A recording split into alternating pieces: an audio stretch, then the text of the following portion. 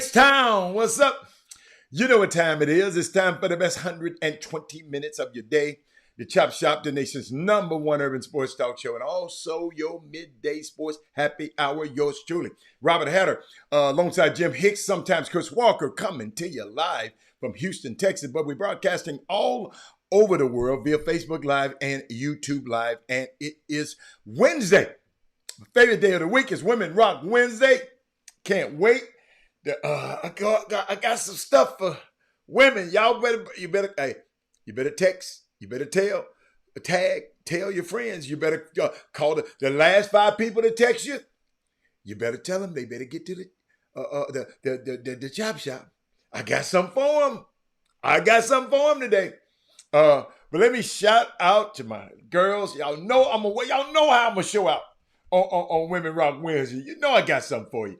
I got Belinda Jonica in the house. Hold up, man. Let me salute my ladies. Fellas, I love y'all too. I see y'all out there. Y'all my dudes now. I appreciate y'all coming to support Women Rock Wednesday, man. Shout out to all the fellas out there, right?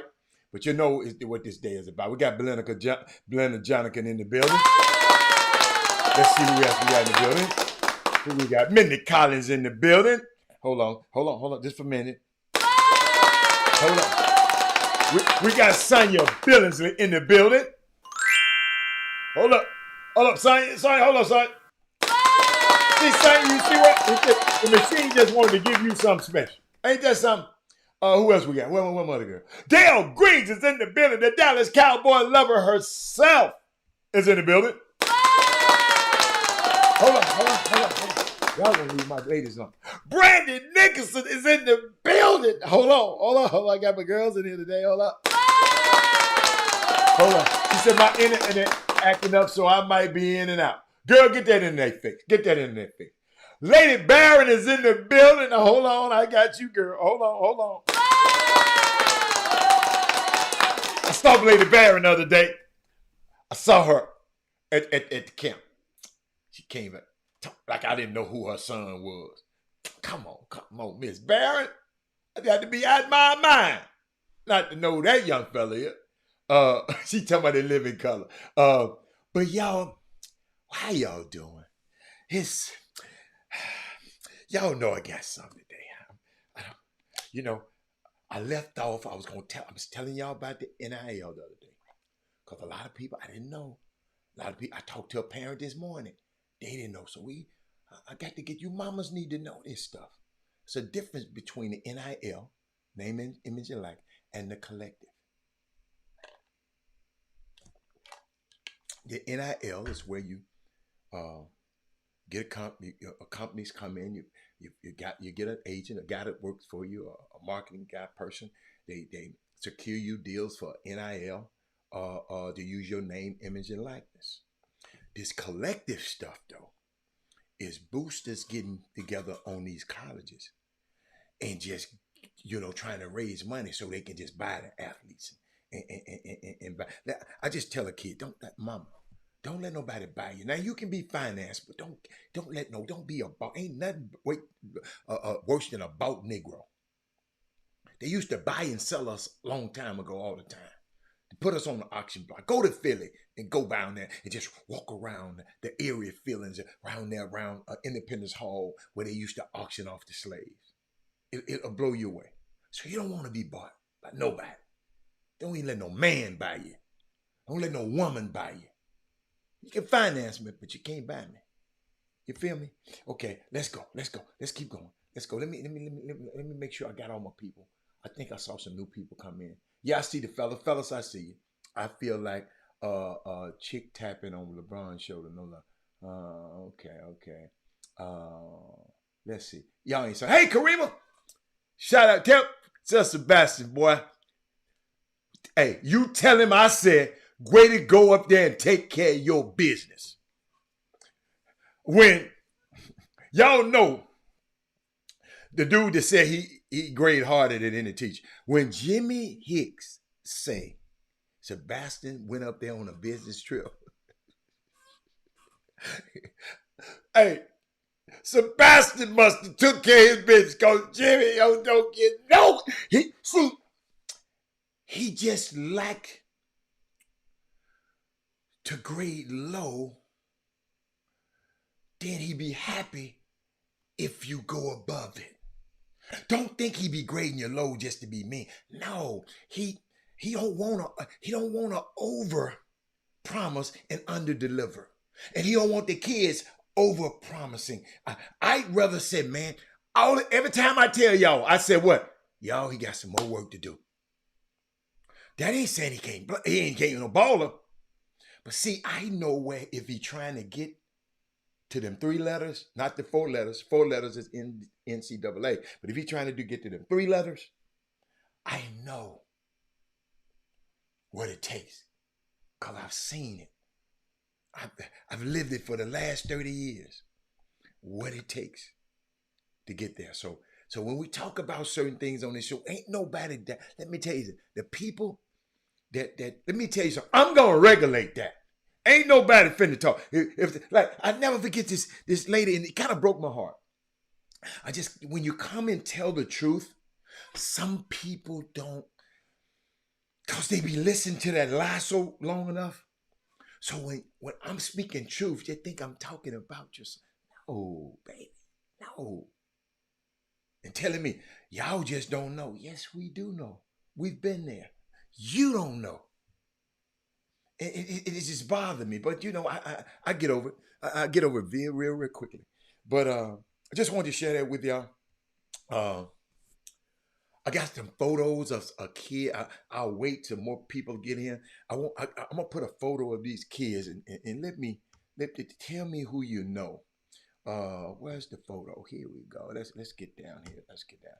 I want to show y'all something. They sent me a photo of some kids, right? And somebody told me, they posted it, Wesley Yates Jr., the dad, because Wesley Yates the third is the son. He posted it. He said, every one of these kids on this picture is a Division I athlete. A couple of them in football. I think the rest of them in basketball. I don't know. I guess Wesley's one of them. Wesley's one of them because his dad is in it. And I think one of them, and I can't tell the rest of the young kids. But all these kids play for, shout out to Clyde Jackson. That's why I always give him a shout out. If y'all know some of the kids, y'all let me know. I didn't never see them play when they were this age, so I can't tell you who they are. But Wesley Yates supposed to be sending me something and let me know about who they are. And I hope he's sending from right to left so I can identify these young men. I mean, they most shows wouldn't do this, but guess what? This is the Chop Shop.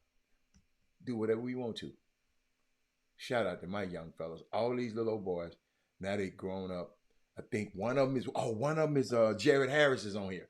I don't know which one he is, but he's going to be a Division I athlete too. So he the last one. All the other ones are already probably headed to college or something. But Jared Harris is the one they said, I guess the one but he got a scholarship. So shout out to these young, shout out to Clyde Jackson. Keep doing what you're doing, big fella. I appreciate you. So I just wanted to share that there. But women, where my women at?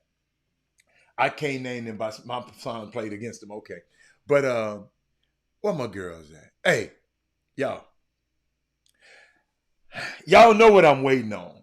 Because Adam Silver said he gonna wait till after the NBA Finals to hand out whatever punishment that Ja Morant is supposed to get. So somebody sent me this, man. They so crazy. Hold on. Did I put it in here? I probably did. Oh yeah, it is. Watch this. 15, 30, 37, 38. Hold up. This is what they said Adam Silver gonna be saying today or tomorrow, whenever he really. So they sent me. Share the show, everybody. Don't just come on here and not share the show. Share the show. And hit thumbs 15, up. 30, 37, 38. 45, 47. 15, So I thought y'all, what have y'all even thought about? Orlando Horton is one of the guys. Thank you, Kevin Lewis. Orlando Horton is one of them. Thank you, Kevin Lewis. Thank you. So what's who the rest of them? Who the rest of them? What I need more women. Yolanda, I'm glad you're here. Y'all got to help me with something. Okay? Y'all got to help me. Y'all know how much I love y'all. But y'all got to explain something to me. Okay? I'm not feeling any kind of way. It just Brandy, Yolanda, Mindy. Is Gina on here? Miss Gina? Can't tell Miss Gina to get on the show. I saw this. And it kind of bothered me. A little bit. Watch this.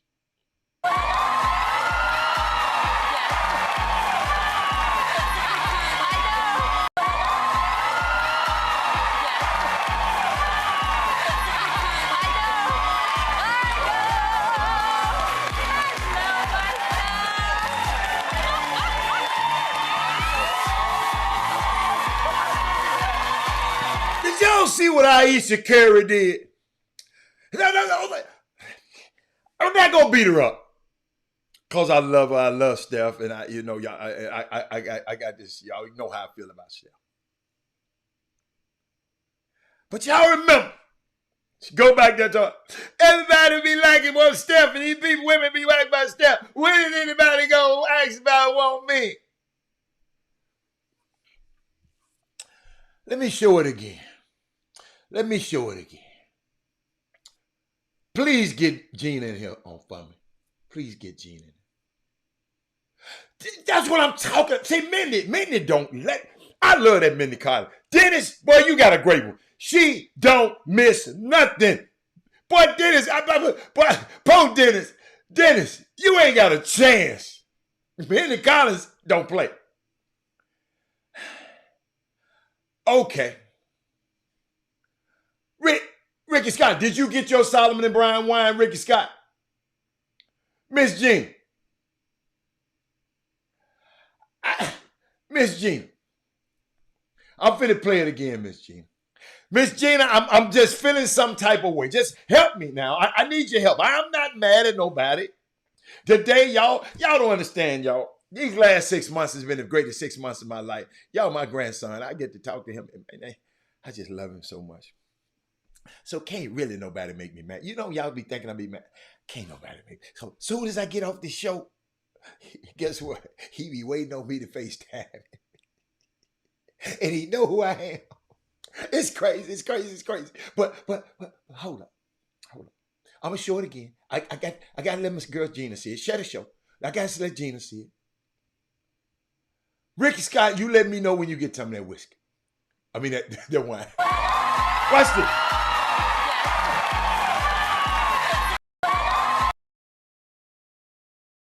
Hold on.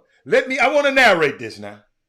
This dude, bringing carrying a martini with no shirt on, and she got to act up. Maybe she's just a jokey type girl. I don't know. But that's my wife, man. Oh, I know you got yours, Ken Law. Watch it. Ain't no other woman did that at the table. Watch up. Y'all got to help. Yolanda, y'all don't be putting no love up there. Y'all got to help. Yolanda, have you got your Solomon brand?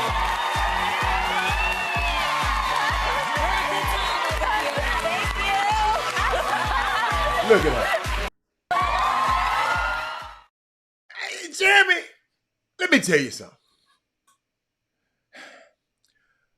Gina, so you can win 4 championships, makes hundreds of millions of dollars, got toned muscles, the president and the ex-president of the country knows you. All the girls want you, want to be around you, all around the world. LeBron is jealous of your game. And you still can't satisfy Aisha Curry? Let me repeat that. You can win 4 championships, Gina. Make hundreds of millions of dollars, Gina. Mindy, you toned up, you got muscles. The president and the ex-president know y'all by first name. All the girls want to be around you, around the world, every girl around the world wants you. LeBron is jealous of you, of your game, but you still can't satisfy Aisha Curry.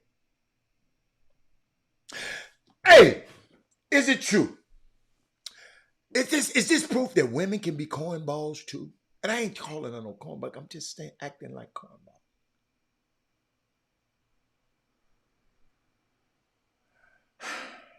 Hey, hold up. She might be a jokey girl. You got me?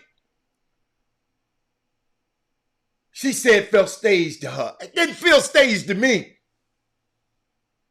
Then other women didn't do it. Why her ass do it? No, Yolanda. Well, why didn't they let the other girls do it? Them other girls ain't married to the Steph Curry.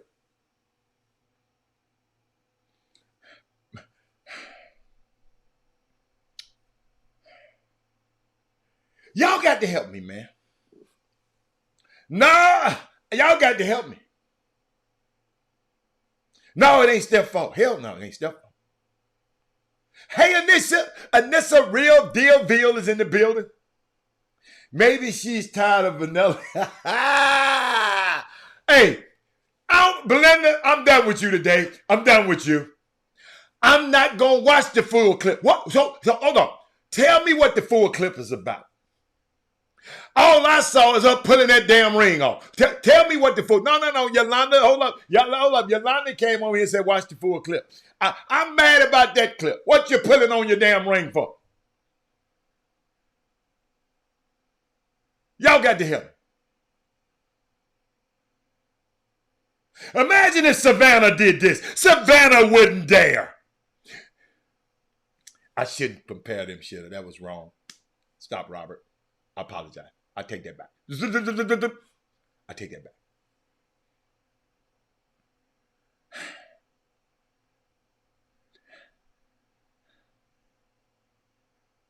One of the other hosts pushed her hand down.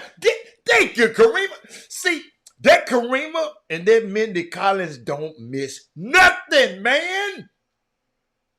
That lady next to us, a girl, if you don't put your damn hand down, Eric, that ain't funny. Eric. Man, hey, man, y'all don't understand, man. That shit white. Hold up. If my girlfriend had did it, oh, she wouldn't have to put on the ring. The wives don't do that. Wives don't do that. Wives don't do that, man. Yolanda, how was it staged, though? You just explain the staging part to me.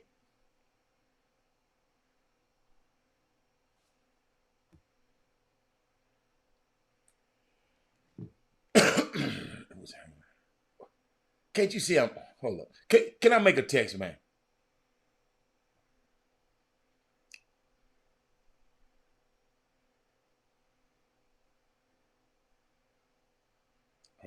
Hold on, y'all.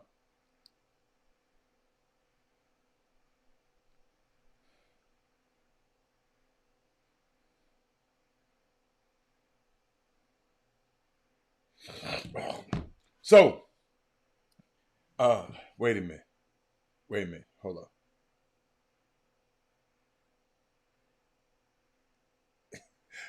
I had to text somebody trying to talk to me while I'm on the show. What would you do if you were Steph? Ain't nothing. That's my wife. She grown. She can do what she want. But this the same lady Y'all remember she was whining because everybody was talking about Steph. And she came on a show telling me, well, he always get attention. And don't nobody show me no attention. You married. Most sane men ain't gonna try to show a married woman. All I got to do is see a ring. I wouldn't even speak. I'm going on about my business.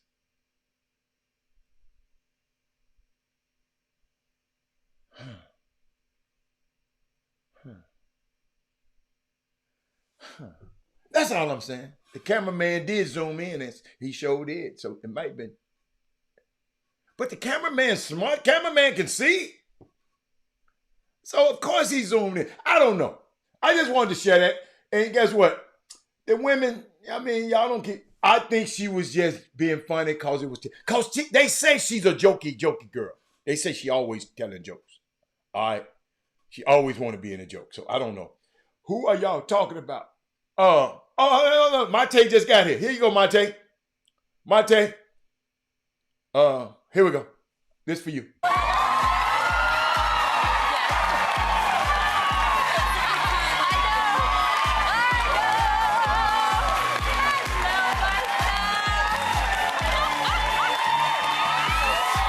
The hell on her mind. Every time I see it, all of these excuses. This ain't juicy. I just want to know, women. I mean, I want to know. Share the show, everybody. It's very sad when women put, I ain't saying it's sad. I ain't going. Malcolm, come on. Come on. Not today, Malcolm. Not today. Not today. I guess it was Hollywood. And maybe they was playing on that because you remember she said, everybody wants Steph. Everybody's like, and show him so much attention. Nobody never talks about me. You don't play basketball, baby. We talked about your restaurant that got closed. Robert. Let's see.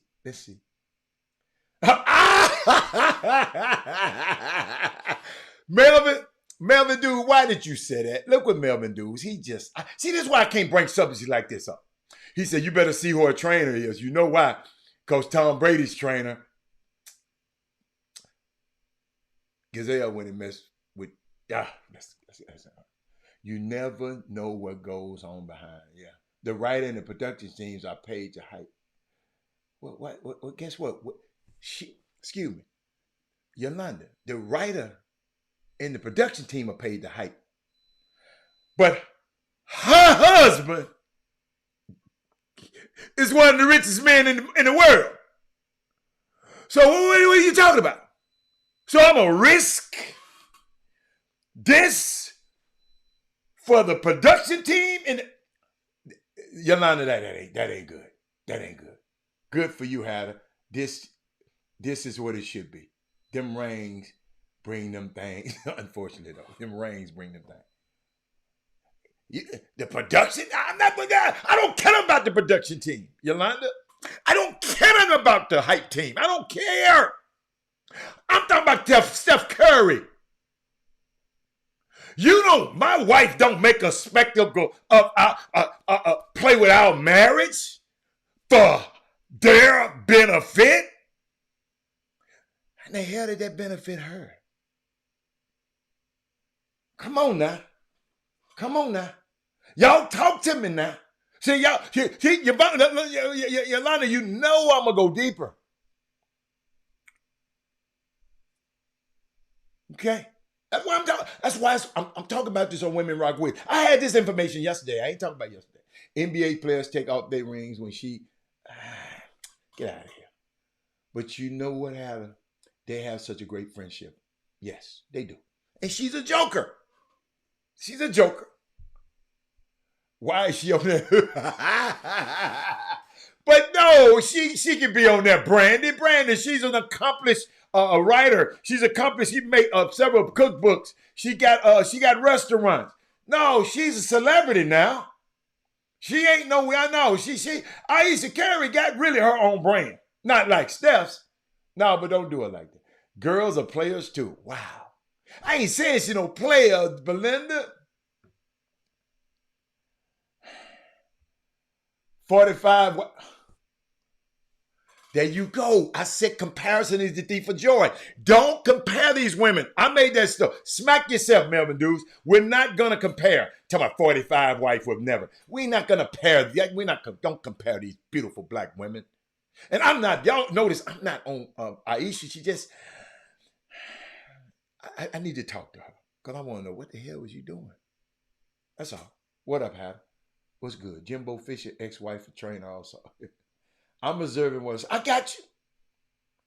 I got you. She been wanting attention. Okay. All right. Okay. We'll leave her alone. We'll leave her alone. Forget about it.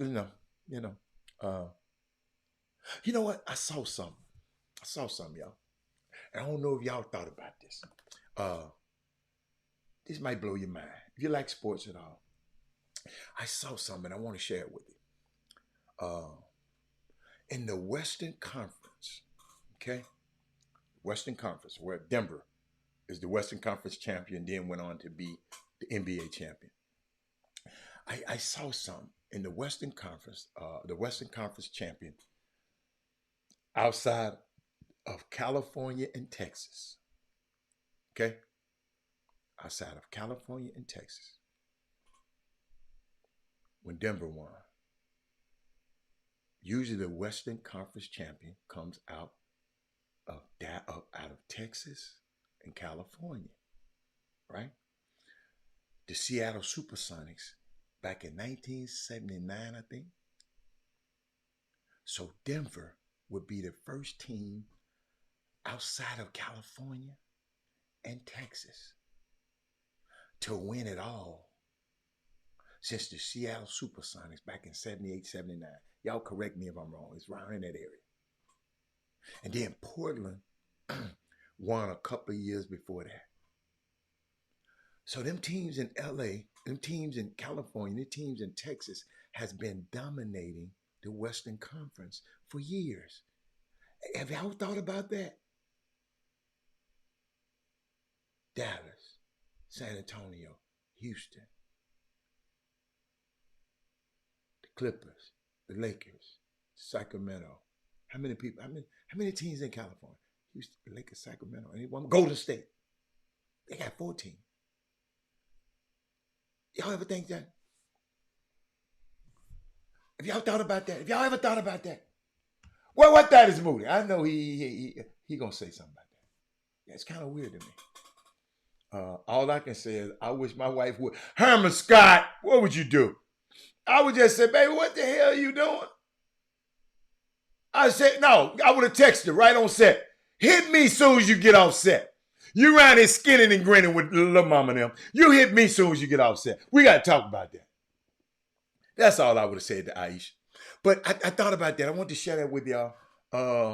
If y'all realize that California and Texas just dominate the West for all these years. The Supersonics. And then Denver. This year, and then right before the Supersonics, Bill Walton and them with Portland. Other than that, ain't nobody busting the grape out there. But got another question for you. I want everybody to put it up on the screen. Which athlete in all those sports need a championship most of all sports? I know who Mindy gonna say, she's a hater. But of all sports, which athlete of all sports need a championship the most? I want to share that with y'all. While y'all doing that, I saw something. I saw this little young fella. His name Cam Scott. He was at the Pangos camp, right? He was at the Pango camp. And he made this subtle move that, because I went and watched so much high school basketball, but I didn't see a play like this being made.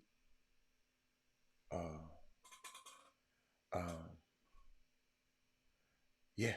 Thank you, Caldwell. But that don't mean the other teams can't win. Denver just won. Denver just won. Portland won, Seattle won. Why ain't nobody else winning? Tyrone Caldwell.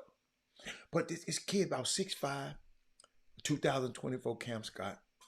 They said they sent me a video. They said I guess he on Team United hoops. I don't know. He brought his full offensive arsenal to Pango's camp.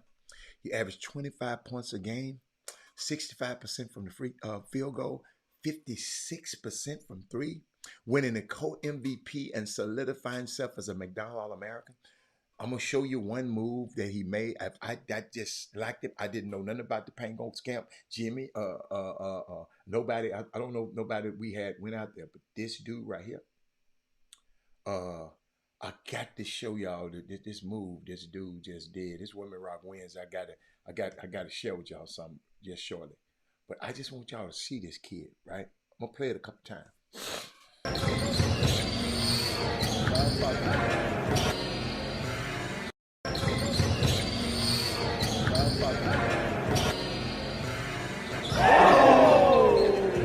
Look how he moved like a ballerina, man. Look how smooth. No wasted motion. As soon as he got past his man, he explodes dribble. He pushed the dribble out in front. So he's out front and rolls up on this guy, man. Yeah, Chris Walker was out there. You're right. I'm just, y'all, this the kind of stuff like this wins at the last minute on this guy. Mamas and daddies. This, I want to see him play again. Not about the dunk. I'm just watching. Watch his feet work. You see how no wasted motion. It's just so smooth. He was like Fred Astaire. Watch this. The skip. I blow past it. I'm in the rim. That's what high major look like. Mamas and dads. I know these people be around here talking all this stuff. That's what, so if you see enough of what it looked like, then you'll tell, look, Johnny, you need some work to do, man. Instead of talking about, well, I know my son. Let my son play his game. Mamas, don't never tell no coach that. Mamas, daddies, don't never, ever, ever tell a coach that. Especially a college coach. High school coach, you might get away with it. College coach, it's not going to be good. Transfer portal, here you come. Okay, I just try to give you all this kind of stuff. Shout out to Darryl Barnes, he live in New Orleans. But I had to share that with y'all. And I got another thing I want to share with y'all. Y'all remember the little dust stuff that they had about Caitlin Clark when she was doing this, and they said she did that to Haley Van Lyke. Haley Van Lyke said she didn't do that to me. She said definitely not to me. I saw that and I want to share that to you because it's Women Rock Wednesday. Well, and what Angel Reese went up there doing a girl like that, thinking she did it to somebody else. You know what I'm saying? But this young lady who it supposedly happened to, watch what she had to say about it. So when Caitlin Clark did the "you can't see me" gesture, it was against Louisville. Yeah. And it looked like it was directed towards you. Walk me through it from your vantage point with Caitlin Clark. It was actually hilarious because right after the game, I texted her and I was like, the media is dumb. I'm sorry. Like, you guys have they just make stuff up. And then they just put it all over the internet and everyone thinks it's true. Like, it's just hilarious. We were laughing about it because she did it to her strength coach. Like, she didn't do it to anyone on our team, especially me. Definitely not towards me. She did it to her strength coach, and it wasn't even in a moment. Did y'all hear that? Definitely not me. I like that. Let me get back to it. She did it, but definitely it wasn't me. Where I didn't even see it in the game. I was probably, dribbling the ball up the court after she just hit a three in our face. So, it's just funny how, camera angles and perceptions are skewed through the media, but it was hilarious. We laughed about it after. Wrong. You Oh my gosh. I don't even remember, I didn't even see it happen. So my perception, I don't even have one because I didn't even know it happened until I saw it over Instagram later. No. I can't. So is this the first time you're being asked if it was to you? I mean, in person, yeah, like people have speculated and like, you know, said it on social media, like, does Haley, like, was it to Haley? And I've just never answered because like, who cares? But like, no, like this is my first time, so I'm clearing it up, guys. Caitlin Clark did not do this to me. And if she did, that would have been hilarious and we would have laughed about it too. Like, it's not that serious. So when Caitlin... So now we got it. You heard what she said though? The media is so dumb. And Taylor Rooks is the media. Oh, you saw that? Herman Scott got that. Hold up, y'all. Hold up. Oh, I'm going to play it again. Herman Scott, boy, I love you, baby. Hold up.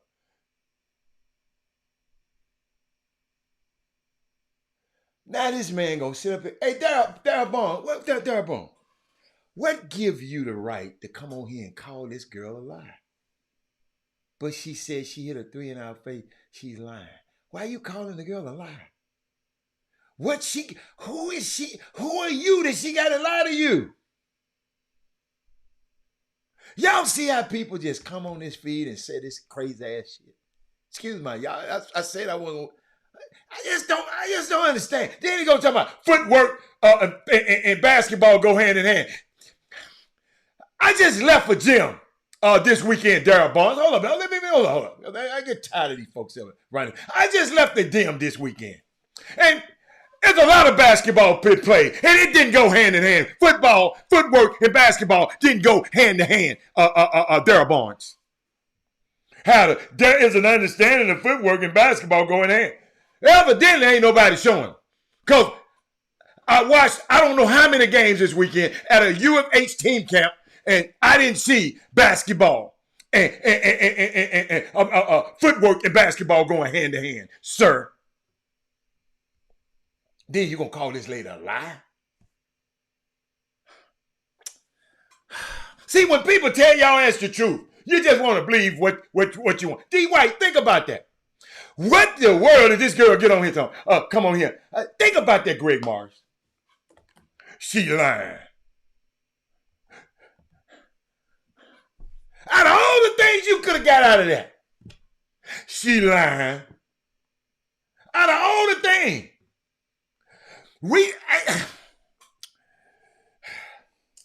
I'm moving on. Thank you, Wesley Yates Jr.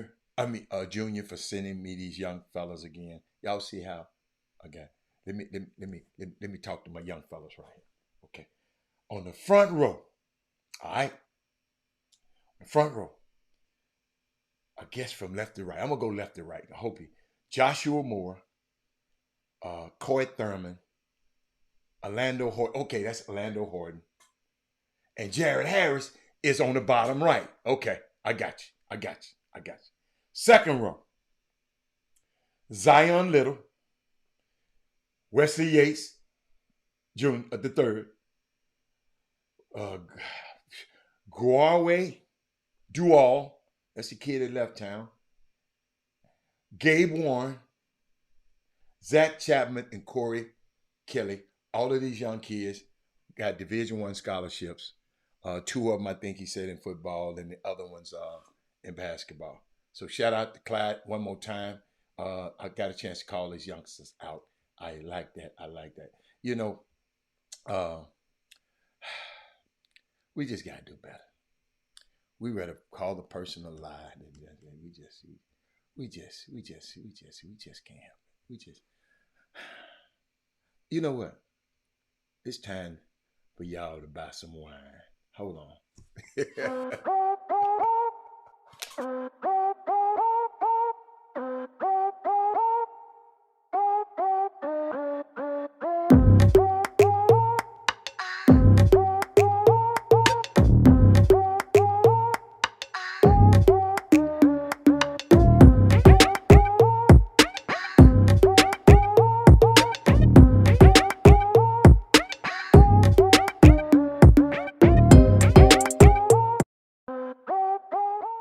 Welcome back to the best 120 minutes of your day.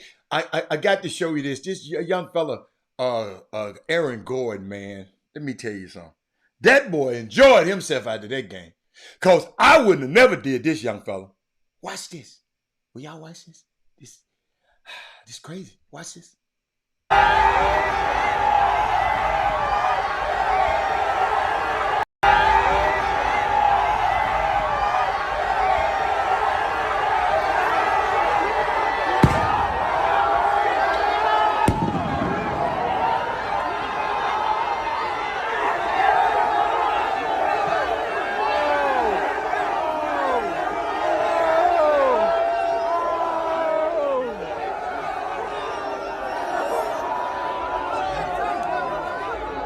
Ain't no way in the world I go out in that crowd. No way in the world did I go out in that crowd. Did y'all see that? Y'all help me. Did y'all see that? Yolanda, what you questioning, Mark? That dude was having fun, man. Let me see. Did I have a video that I wanted to show y'all yesterday? You know, they ain't cut us off yet. Okay. All right. Let's see. Let me go to another one. I think I had another one I wanted to show y'all. Did I tell y'all about the young fellas that I saw? I'm going to get that at one point. Maybe I'll talk about that. Y'all got so much stuff. They talking about, I see what they talking about, trading Zion Williamson. I don't know where these rumors are coming from, but and I did see a unique twist since it's camp month. I saw a unique.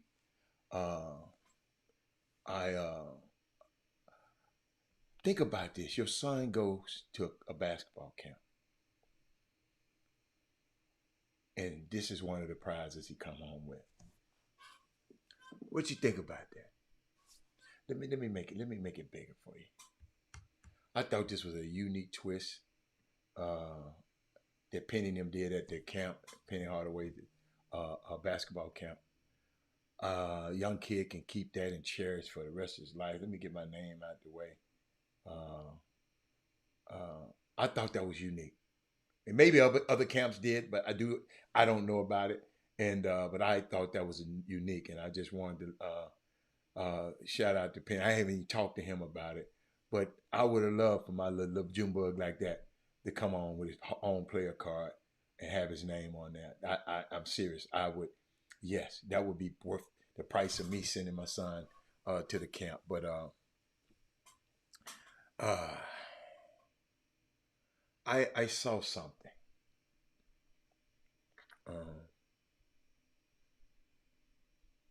I think DJ Anderson, I think he did this, and he posted this. He said, if you're a high school player, stop looking at other high school players. Because your parents do. I hear it. You know how y'all come tell me. Well, I'm not worried about nobody else's son, but you always bring other people's sons up. I hear it all the time. And it's hard for y'all. Y'all always got to bring somebody up. You always got to bring somebody. If your son ain't playing, it's because somebody else is somebody. Yeah. But he said, if you're in high school, stop looking at other high school players, because 95% of them aren't good enough anyway. 95% of them are not good enough anyway, he says. Your competition is already in college. Then he used this analogy. I don't like this analogy. He said, two ugly chicks arguing about a beauty contest is a waste of time. I don't like that analogy, but he said, I'm just giving it to you. Find dudes who are better than you and catch those guys. Then he had a picture, I wish I could have posted it, of Stephen Curry when he was a little boy. You have to see him, because y'all looking at him now. He had one Division I offer. His dad's own alma mater is Virginia Tech. Share this show because there's going to be some unique stuff that I need to share with y'all. His dad's own alma mater, Virginia Tech, and his mom's alma mater didn't offer him a scholarship. He went from no Division I offer to a $200, $400, $500 million worth of contract, and you're worried about your ranking? Worry about putting in the work. Worry about putting in the work. What's up, Robert Young? He said, I had a college coach tell me Xavier is competing against Xavier.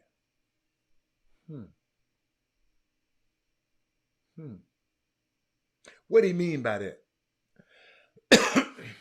Tell me what he mean by that. What he meant by that. Because I can take that, I can take that a lot. That's a little ambiguous. I can take that in a lot of ways. What do you mean? What do you mean by that, Herman Scott? I'm glad you brought it up, but what do you mean? Pro-Am start tomorrow. I'll crank back up tomorrow. The No Excuses Pro-Am. Let me tell y'all something. Them guys own the something over there. That's a great atmosphere over there, man. Oh my goodness. Let me look it up. Oh, No Excuses. Casey, man, you're working so hard, man, at this stuff too. You're working so hard at it. Let me see where I got it. Here we go. No, it ain't. But tomorrow night, I think it started 6 o'clock. I think I got all that information. Oh, I got it. I know where I got it at. I want to give you correct information because I know y'all be, oh my goodness, y'all think people got to give y'all everything. Let's see. Have they changed? I'm just trying to see, have they changed any times? Anything. Maybe he sent it to my email. But yeah, Thursday night, Friday night, started 6 o'clock.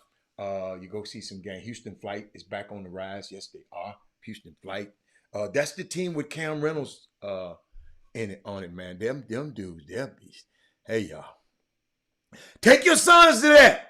All them kids talking about, I'm D1, I'm D1 this. I asked the mom this morning who her son came to see, and y'all can always go to NELP, No Excuses Pro League hoops. You can always go there. And but yes, on Thursday, okay, 6:30. Game started 6:30. I wasn't sure about that. 6:30. From Friday and Saturday. So Thursday and Friday, the game started 6:30. They will not have no games on July 2nd and July 16th. July 2nd and July 16th, no games. Okay? Put that in your schedule. But they basically don't worry about what other players are doing or receiving. Keep working. Okay, I got you. I like that.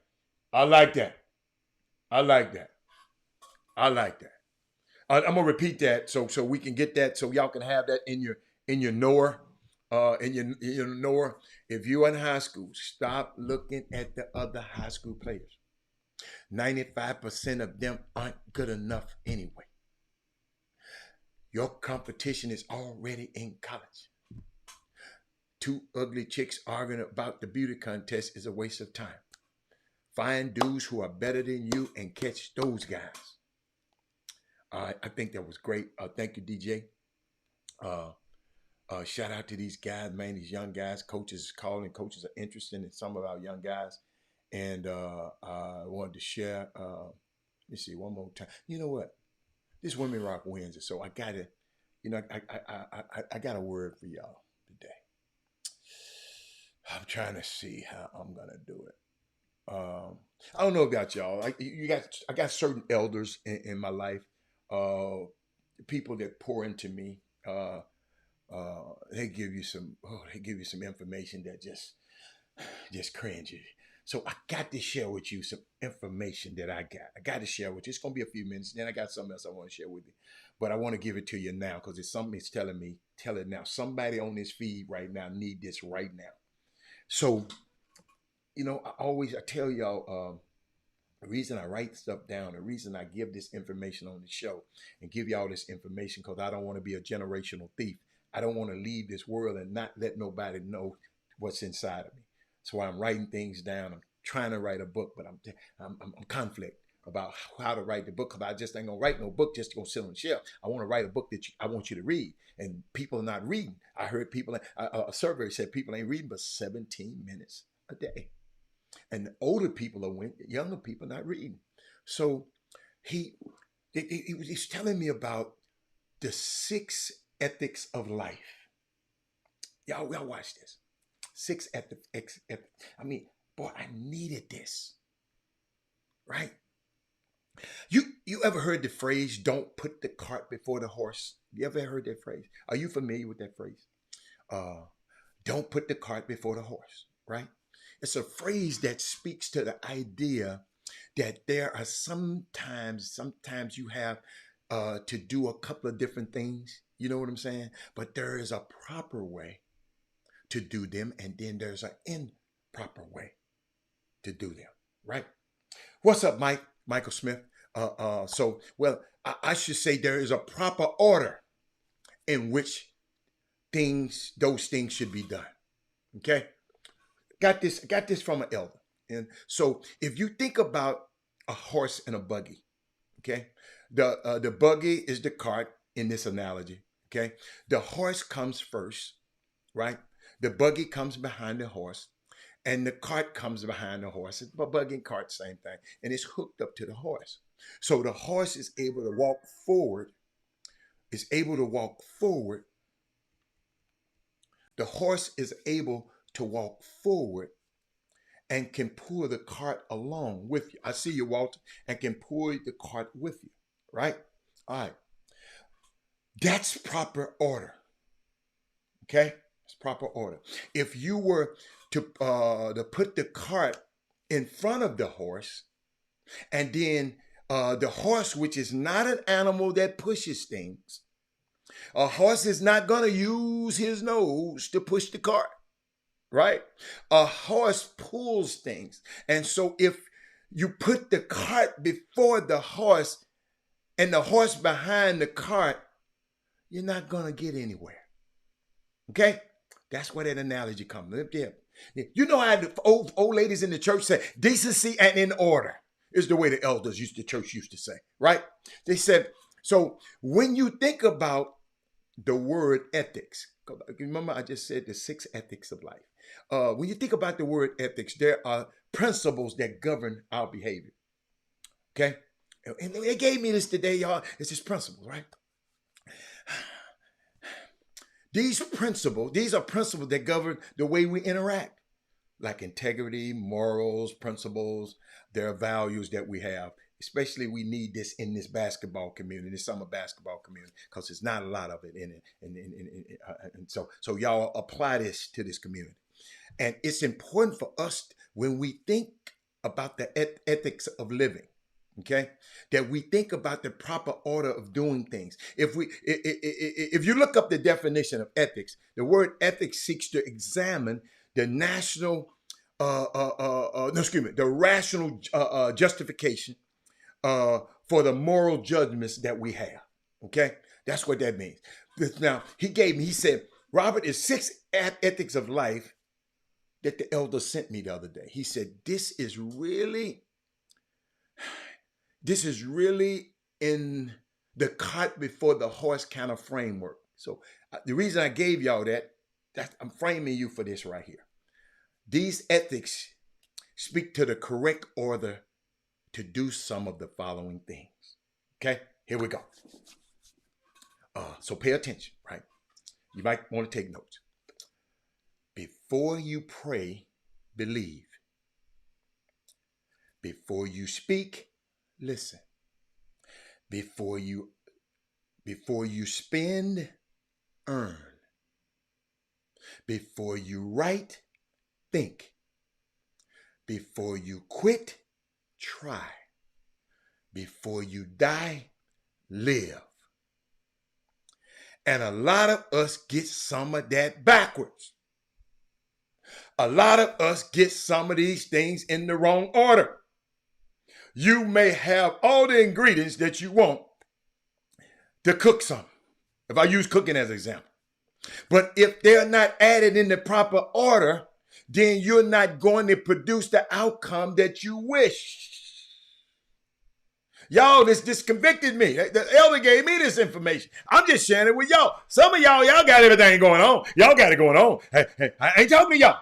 Some of y'all over there, I ain't got it going on. I ain't talking about y'all, but some of us need some help. So hold on. Check this out. Especially in the summer basketball community. You should, let me see. Let me see where I was at. Having the ability to speak and to listen is important, but one comes before the other. You should do a lot more listening than you decide then you decide what you're gonna speak about. Hold on. Let me give me a drink now. You should do a lot more thinking first, then decide what you're going to write or what you're going to treat, what you're going to do, what you're going to put out into the universe. I know I don't listen. I know I'm talking to somebody. It's all right. You should do a lot of trying and use a lot more effort before you decide to quit. You should do a lot more believing. Sometimes, and I know it's hard for people before you decide to pray, but it's hard. But you got to do a lot more believing before you decide to pray. A lot of times you're praying out of a sense of lack. You're praying out of a sense of disbelief. Guess what you're giving the universe to work with? Nothing, nada. Not a mimi tata. Ain't that what the boy said?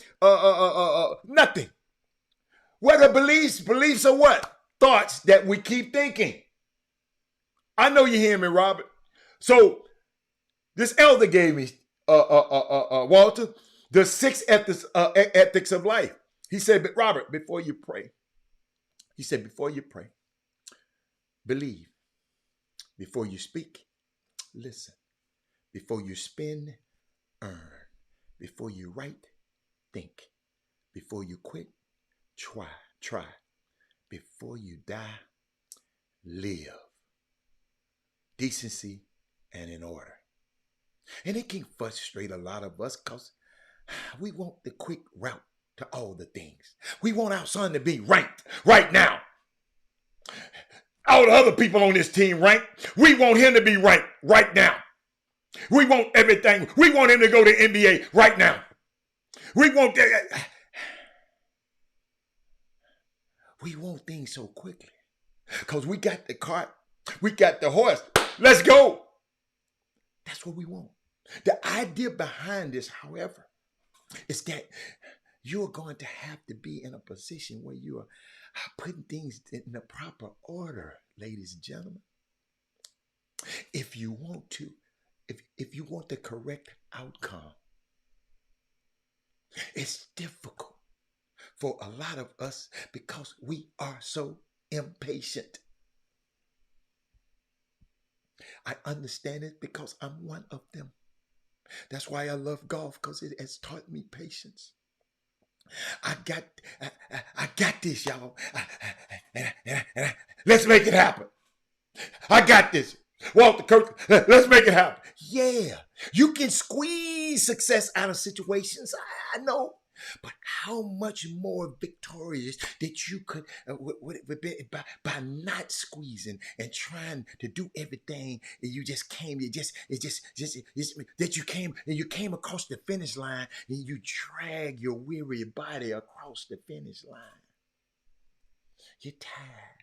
It's so much better when you can run across the finish line, knowing that you have done the things in order. And so that ease that come from doing things in order, it has allowed a smooth your pathway to success, ladies and gentlemen. I know it can be challenging because a lot of us get hyped and excited and lack of discipline sometimes. I know it's all right. It's all right. Why you think the man's giving me this information? He done seen something in me. But we get the opportunity to try. We get an opportunity to do better. And I hope that today, when you think about the order with which you are engaging in your affairs, I pray that you think about engaging them appropriately so you're able to squeeze out as much victory as you can. That's my word today, Women Rock Wednesday. I just had to share that with you. When he sent me that stuff, I said, oh, wow. I said, and y'all, I wasn't going to give it to you. I wouldn't. I said, man, they ain't ready for that. But on Women Rock Wednesday, I give it to you. But y'all, ladies and gentlemen, I got Walter Kirkland that's in the building. Walter Kirkland, where you at? Where you at? He's back. We had the great. What's up, big dog? Boy, we had the great. Hold on, let me give you hold up, man. Hold up. Hey man, thank you for that golf tournament. Yes. Oh my goodness. Thank you, brother. Yes, thank you for all your commitment too. That was amazing. From Sunday at the roof. I want to thank Wesley and his lovely wife and his family at the roof in Sugarland. That was an awesome kickoff. The music, the entertainment. Thank you, man. I love H-Town. I may have to move there, Robert. I don't know, bro. Hey, don't do like me. I came up here to visit my brother, and I ain't been back to Memphis since. Oh man. Yeah. Hey Belinda, I see you, Belinda. What's up, Robert? You guys are giving me a shout out in the chat. Oh yeah. But Robert Hatter, man, just big ups to you, man, for what you do, man. You're just a great inspiration. Thank you for bringing the word. And in life, it's not what you say, Robert. It's how you say it, brother. And you do it every single week, every single day. In the words of the great Stevie Wonder, we all have the ability to make a difference. It's how you use it. And that's what you've been doing, bro. So thank you. Thank you, man. But, I appreciate it. Yo, man, I had the time of my life. One of my best tournaments. I've done about 20 of them. I do them all around the country. Besides the rain, Robert, we had a little rain out. Yeah. Everything else was we raised, $15 plus thousand for the Boys Club of Houston. We had about 20 different sponsors. We had 100 plus golfers. Again, we have Quail Valley, great hospitality. Oh, yes. The Roof is a great place. Yeah. Cleopatra's. Yes, Cleopatra's. Yes. Thank you, Charles. Ricky Sanders, who was a two-time Super Bowl champion, was there. Yeah. Jared Green, who, my God, he was bidding on that. Forget which day, Robert. My goodness, the bidding was crazy, wasn't it? Just a great VIP weekend. We're going to do it again at the Quail Valley. So the date right now for you listeners and viewers is June the 10th. June the 10th. Lock it in. We're going to have that next year. I see you, Robert, out there. Robert, you had the best dress, man. Way to go, Robert. So next year, come on out. We're looking forward to it. We'll have a lot more stuff coming up. But Robert, what can I say, man? You just were amazing. And hey, viewers, and listen, this guy can hit the ball. He can play some golf. So, don't sleep on Robert Hatter. He's in his 60s, y'all. Coach, I can hit it a little bit, Coach. Just a little bit. Come on, man. Don't tell them they don't want to bet with me, Coach. No, you don't want to bet. Because there was a guy, an older gentleman was talking smack to Robert. Robert got into a whole different game face. He said, I got my club right now. You better not challenge me. Hey, I'm like Michael. Hey, don't challenge the black cat now. Hey. Come on now. You an athlete. You competitive. Hey, man. You know what, man? That's how I go after life, man. I love it. And it's just unbelievable, man. I watch you, and I watch what you did, and I watch what I forget what the auction items were unbelievable. Oh my God, they all sold out, bro, except that little the Caddyshack one. The Caddyshack. You brought him in with me. Everything else went. The Michael Jordan, the Barack Obama, the Jack Nicholson. I mean, the guy that does this stuff for you viewers and listeners, you got to come next year because it's very unique. You won't find that in Houston. He builds it to my tournament. So I'll say who's going to be there. He builds his specialized artwork to that tournament. Right. That's right. Oh, and wait a minute. What about the young man who painted right there on the spot? That's what you're talking about? So guess what? Yeah, the guy that's painting, guess what he's going to do for Darryl Green? We're going to fly back out to Houston, or we're going to do it back in D.C. He's going to paint Darryl Green live and as a gift for his father. This guy is a talented person. I found out yesterday he's going to be doing live painting at every single Washington Commanders game. He's my mentee. The other message I want you viewers and listeners to do, and Robert does this every day, you got to find someone to mentor. Wow. Our Black youth are struggling. We had some of the Boys Club of Houston there. Find a girl or a boy to mentor. They have single parents. They need strong role models. So I ask you, this is a call to action. Yes. And what I do, Rob, is you see, I'm always mentoring. I'm always trying to pull someone up. And this young man is my mentor. To see him, who almost committed suicide, now he's painting for Darryl Green. He's doing it for the Washington. Wait a minute. Hold up. Stop. That young man that I met who was painting? Yes. He has a deep side of him. He used to be a tattoo artist, but he was going to give up on life. And we had a call to action, kind of like what you said earlier. Yeah. Have a deep discussion. I changed his life around. I had him with me yesterday with the only Black governor in the whole United States, Governor Westmore in Maryland. Yes. He did one for Westmore. He was with me yesterday. So I try to bring this young man with me every time to make him see that you can be successful. And now he's starting to monetize. He's only 29, but he has a dark side. So Robert and listeners, please find someone to mentor. And there's different ways. You can take him fishing, Robin. You can take him golfing. You can take him anywhere, a little trip. Get him out the hood. Because if they have positive things to do, they won't commit crimes. And all they want Robert to do, we've got to create hope. We got to create hope in our young people because they don't think they're going to live past 21 and 25. That's why we have these crazy crimes. Absolutely. But they have hope.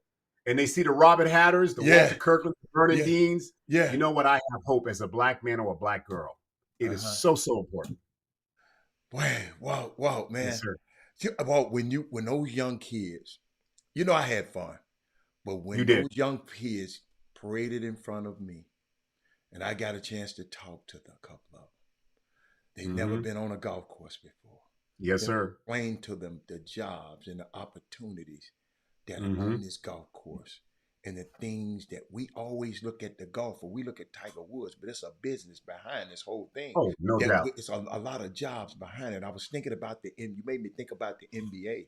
They doing the HBCU fellowship program and bringing these fellowships. See, sometimes fellowship programs put you in situations where everybody think, well, they might get a job. Maybe sometimes fellowship programs teach you where you might know that you don't want to do that job. You know what I'm saying? Right. Sometimes you go into so the NBA got 480 jobs per team. Yes. And we around here worrying about being the basketball player. And ain't but 1% of us gonna be them. But but guess what? If a kid don't know, Walter, if when I took the little boy aside, I said, dude, you can be whatever I say, you see that dude on that tractor? He's the agronomist. He knows everything about this grass and what is going over there. He just ain't a dude, right? He knows everything about this whole golf course. He get paid a lot of money to do that. Right. Let me talk about a new field. One of my clients has a drone school. You know what a drone is? Oh, yes, sir. Absolutely. You can make $100,000 for you viewers and listeners with your children and as adults. He has a school in Delaware. You go through this program. Drones are being used, Robert, to do everything. Everything, the phone lines. You buy a house, they'll go on the roof. Guess what? If there's COVID, listen to me, listeners. You can go inside the building. If it's a COVID building, they can take a picture, bring it back out for a realtor. They can do 3D rendering, and you can do animation on the back end. And there's a lot of people out there, young people would love to have that kind of capability. Some are not all academians. Some don't want to, go to college. Some want to do other things. Yes. You know what I mean? So don't sleep on drones. Anybody interested, you can put that in the chat or Rob get back to him. Yeah. He has a tremendous school where you can train, go through a certification, it's almost like an air pilot controls thing Yeah. and make a great living. It's a phenomenal tool, and you can use your hands, Robert. You have drones. It's like Yeah. a Yeah. game. Yeah. I've used one before. Right, I would be in that all day long because it's like Yeah. 3D rendering. It's taking a photo. There's so many constructive ways that our youth can get involved. Think about this. When we Yes, have sir. floods a lot in this area. It's hurricane season. They were Yes. using the drones to go up and see where people need help. And people, the Coast Guard and all kind of people, they use the drone to show where the danger is. Where don't go this way. It's flooding this way. They use drones. Are unbelievable Yeah, too. that's right. Yes, yes. So So I'm glad you told us about that. yeah, I can get someone some information on that. He's a great client, and I think we got to find other ways because some kids just don't want to go to college. Yeah, And I some think people. now you Yeah, don't have to have a degree all the time. absolutely, Yeah. absolutely. So yeah, and I see a lot of stuff in the chat there, Bob. Well, they think Oh, they think it's just talk. Belinda, Robert. you remember Belinda? She I took a do. picture with you. Yeah, she's on the Hey, feed Belinda. talking. Yeah, she Hey, came Belinda. out. She came Thank out and you. had fun, man. Next year we're gonna have to keep them away. We're gonna have to fight them away because you gotta understand when you introduce something like golf. You gotta understand a lot of this people are in the basketball community. That's all they ever want to go see their son play basketball. Sometimes people don't want to get out of their comfort zone. There's some people in Houston that I know live on the north side and don't even never come to the south side. That's right. That's right. And Absolutely. talking to a guy that been all over the world, Yeah. it just cause the world is bigger than where you live. It is. And H-Town, I got to give it to you, man. Big ups to H-Town. You got a lot of good energy here. Yes. It's a southern little flavor to it, but I love the flow, Robert. I love the people here. So we're going to continue to do this every year. And blessed enough, the Roof wants to do a tournament. So, Robert, that'll be coming up in the spring. We're talking about doing a tournament for them.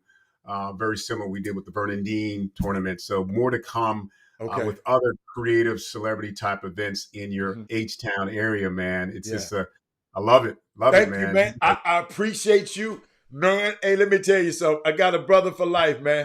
I can't wait. And anytime you need me, man, you just pick up that phone. You pick up that phone and you call me and it's on. Okay. Anything else you want to share with us before you go? I'll be coming out that way to do some guest speaking at some of the churches. The brother, I forget the brother's name. Oh, you met you talking about the guy who did the guy that won that was talking all the trash. Yeah. I don't remember his name, but he has a big event coming up. I'll be coming out to do that in the fall, so I'll probably want to come back to talk about that. Okay, Robert, to your listeners, it's a great Christian revival kind of thing, along with singers. That'll be in November. Okay, and then we'll be talking about some other events. But it looks like I'll be coming back to Houston quite a few times a year. So I look forward to see you and get out and hit some balls and talk some smack, bro. Yeah, done deal. Welcome back anytime, baby. You let me know if you need me. All right. All right. Be safe, man. Bless you, man. All right. Bless you. All right. Love you like a brother, man. Love you like a brother. I know. See you later. I'm out. Hey, man. That's what this stuff is about, man. So if one of us needs something in DC area, y'all look, we got the hook. We got that's what this stuff is about. Like he coming down here, making situations down here. Guess what? That means we can go up there and bring our flavor up there. They love us. Everywhere I go, they love us. They love us. When I be sneaking out here sometime and going on these trips, man, people bringing us in, they like our flavor. And shout out to that man. Man, that man, he just blew me away. Robert said, I just want to know if you're going to get on the go. I'm talking about. But Sonya, I can't believe, I know you must have been really busy. Man, think about if all of us had to just storm that golf course. The whole Boom Boom Room would just storm that golf course that way. It just, yo, we just got to really, really understand how good we got it. And I saw some yesterday I wanted to share. I think I missed it, but it's something that's troubling to me. Something that's troubling to me. and I want to share it with y'all. I saw this and haven't did much research on it because I've been knowing about certain things in certain situations. I can't use certain names, but how big of an issue gambling is in the NFL, and you see some of these players are getting suspended. Could y'all believe that one player in the league lost $8 million last year? Did you hear me? A football player. Y'all remember this. Okay, I'm going to give you some numbers. If he lost $8 million cash or what have you, you know what that means? He had to make about 15 million to be able to have 80 million to spend. He had to make 15 to 16 million because he's in the 39% tax bracket. He had to make all of that money so he can. And then we wonder why they broke. After y'all think it's about cars and all of that, I tried to tell y'all it's a lot about gambling.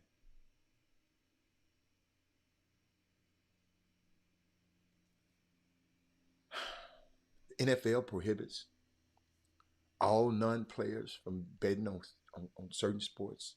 Players, for reason neither obvious nor apparent, are permitted to legally wager on non-NFL games and events. So he can bet on anything else. Here's another reason why they shouldn't be. Per league sources, with knowledge of a situation, one NFL player lost $8 million last year through gambling in 2022. $8 million. I don't see nobody comment now, and it is troubling me because we need to know this because we ain't just talking about NBA player, NFL player.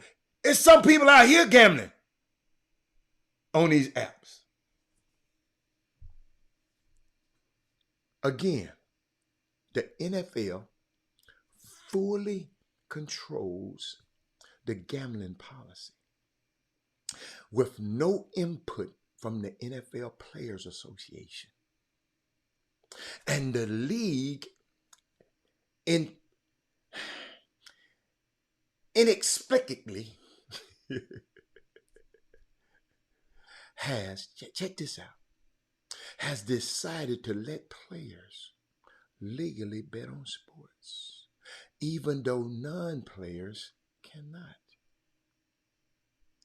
You know, the non-players, the GMs in the front offices. Watch this. Chris Sims' theory, as expressed on Tuesday's PFT Live, is that the league lets its players, who are 75% black, legally bet so that the sports books can make money from young guys with a lot of cash to burn. I'm going to put it, young black guys with a lot of cash to burn. The fact that one player lost $8 million last year, tend to booster was otherwise, could be dismissed as the musings of a Howie Roseman top 5 conspiracy theories. How much money are these players betting? How much money are all players losing? The reality is the house, ladies and gentlemen, always wins. Over the long haul, the house hopes that you become sufficiently emboldened that by short-term success to believe that you stumble onto a system or something, that you're going to keep winning and winning and winning, young brother. You won't You won't, Alfio. I wish your class was in session. You'll lose, young man. They will win. You lose. Have you been to Vegas lately? Have you seen these big old beautiful buildings they're building out there? It's not because you've been winning. They've been winning. The young man who wrote this article said, my dad, whose crew expired father of mine, was a bookie. He said, I never bet because he shared with me at a young age this simple 3-word lesson. You can't win. They can't tell you this on ESPN. Stephen A. Smith can't tell you that because ESPN is partner with DraftKings and all of them. Robert Hatter gonna tell you, you can't win. Shannon Sharp can't tell you, he in bed with them people. Kevin Garnett can't tell you. Him and Jamie Foxx did a commercial for MGM. They want you to bet. So again, why let the players wager on sports during their NFL careers, period? The commissioner give it and the commissioner can take it away.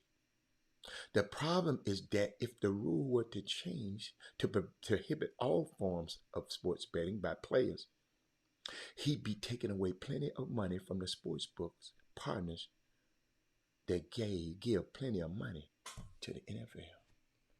So listen to me. And ain't nobody put it up there yet. And I'm waiting on somebody. Where Mr. Barnes, with all of his little snide remarks, where he ain't thought of what y'all. You're getting these contracts, and they figuring out ways how to get their money back from you. Because they already said a fool and his money will always part. Don King said this to my face. He said, Robert, Mike Tyson is a damn fool. Right? Somebody was going to take his money. It might as well be me.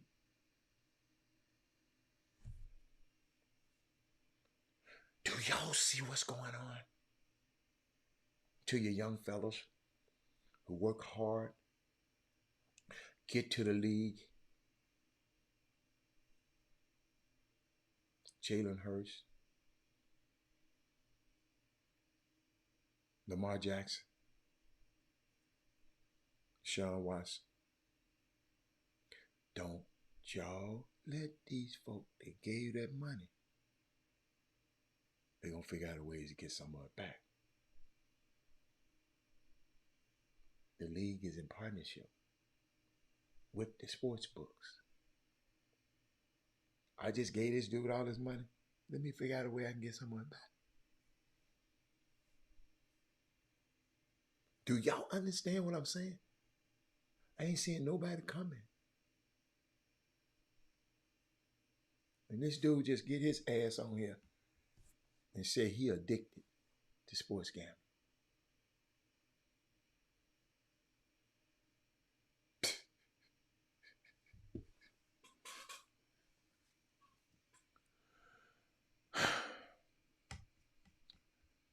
Did y'all see this? I'm going to let y'all see this. Well, go get some damn help.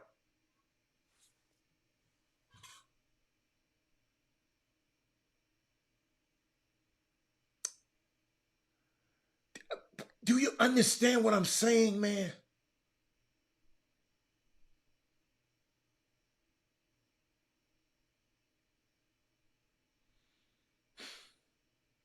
Malcolm. Y'all, that, listen. I know some people this has happened to. I just wanted to show y'all something, but I have to, how can I get it?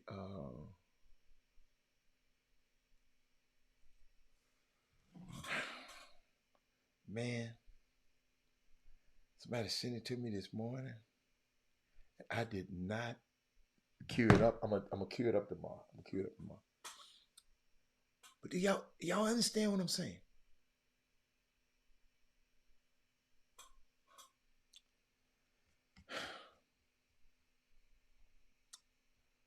This thing is set up for us just not to win. Set up to take these kids' money back. Remember I was telling you about there's a difference between the NIL and the collectives? They're different. I talked to somebody this morning. They did not know. Now, and they watched this show, but maybe they didn't get it. So maybe I need to share this.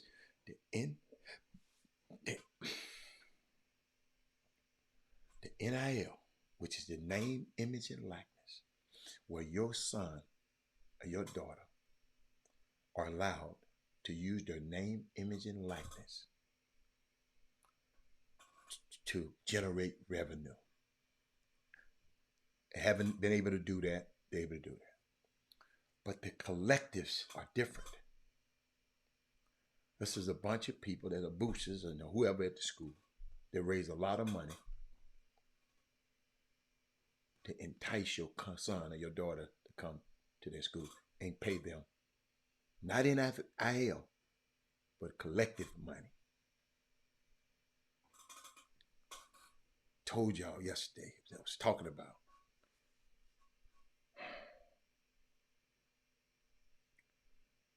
I wish it was a way to measure your ability of what you bring to the table before.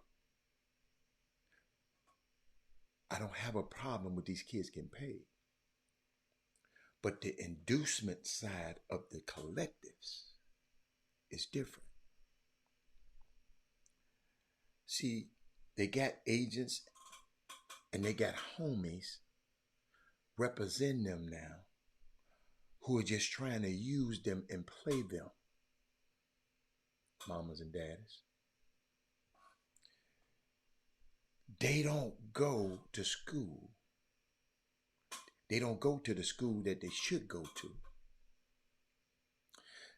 They don't even ask questions about the defense or the offense at some of these schemes, or the scheme the coach is running at some of these schools. The personnel, they ain't asking none of that.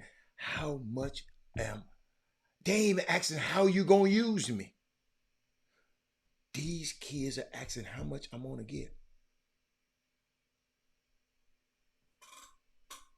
Some of these coaches say, out, get the hell out.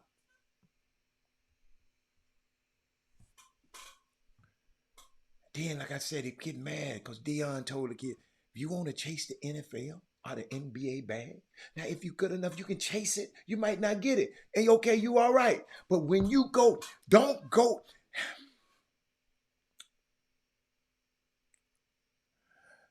If you make it in the NBA, you make it in the NFL. If you don't gamble your money off, it's $8 million a year. You lose $18 million a year, your ass gonna be broke. 16, no, let's see, $15 million, you're gonna be broke.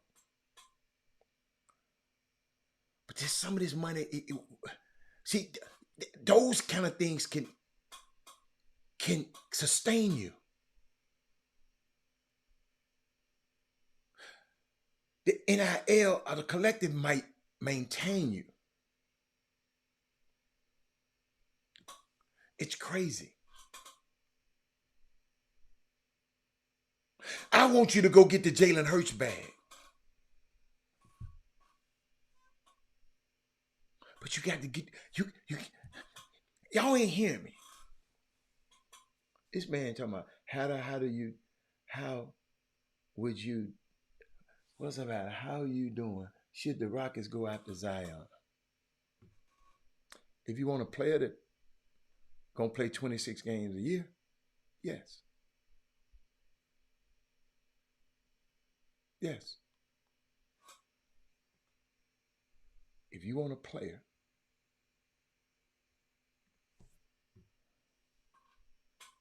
that they play 20-some games a year, yeah. Gary, let me know. Did Gary? I know you knew, but I don't know if you know that some of these parents and these people are not sure about the NIL versus the collective.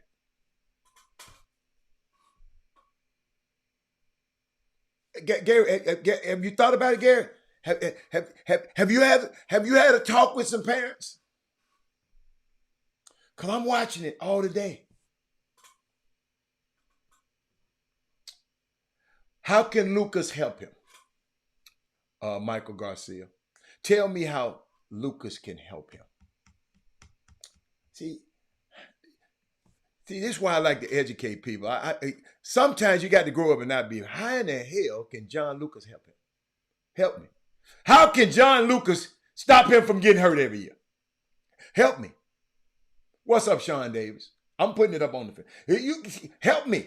I want you to help me. How you think John Lucas can help? He said, I make my boys keep the main thing the man can.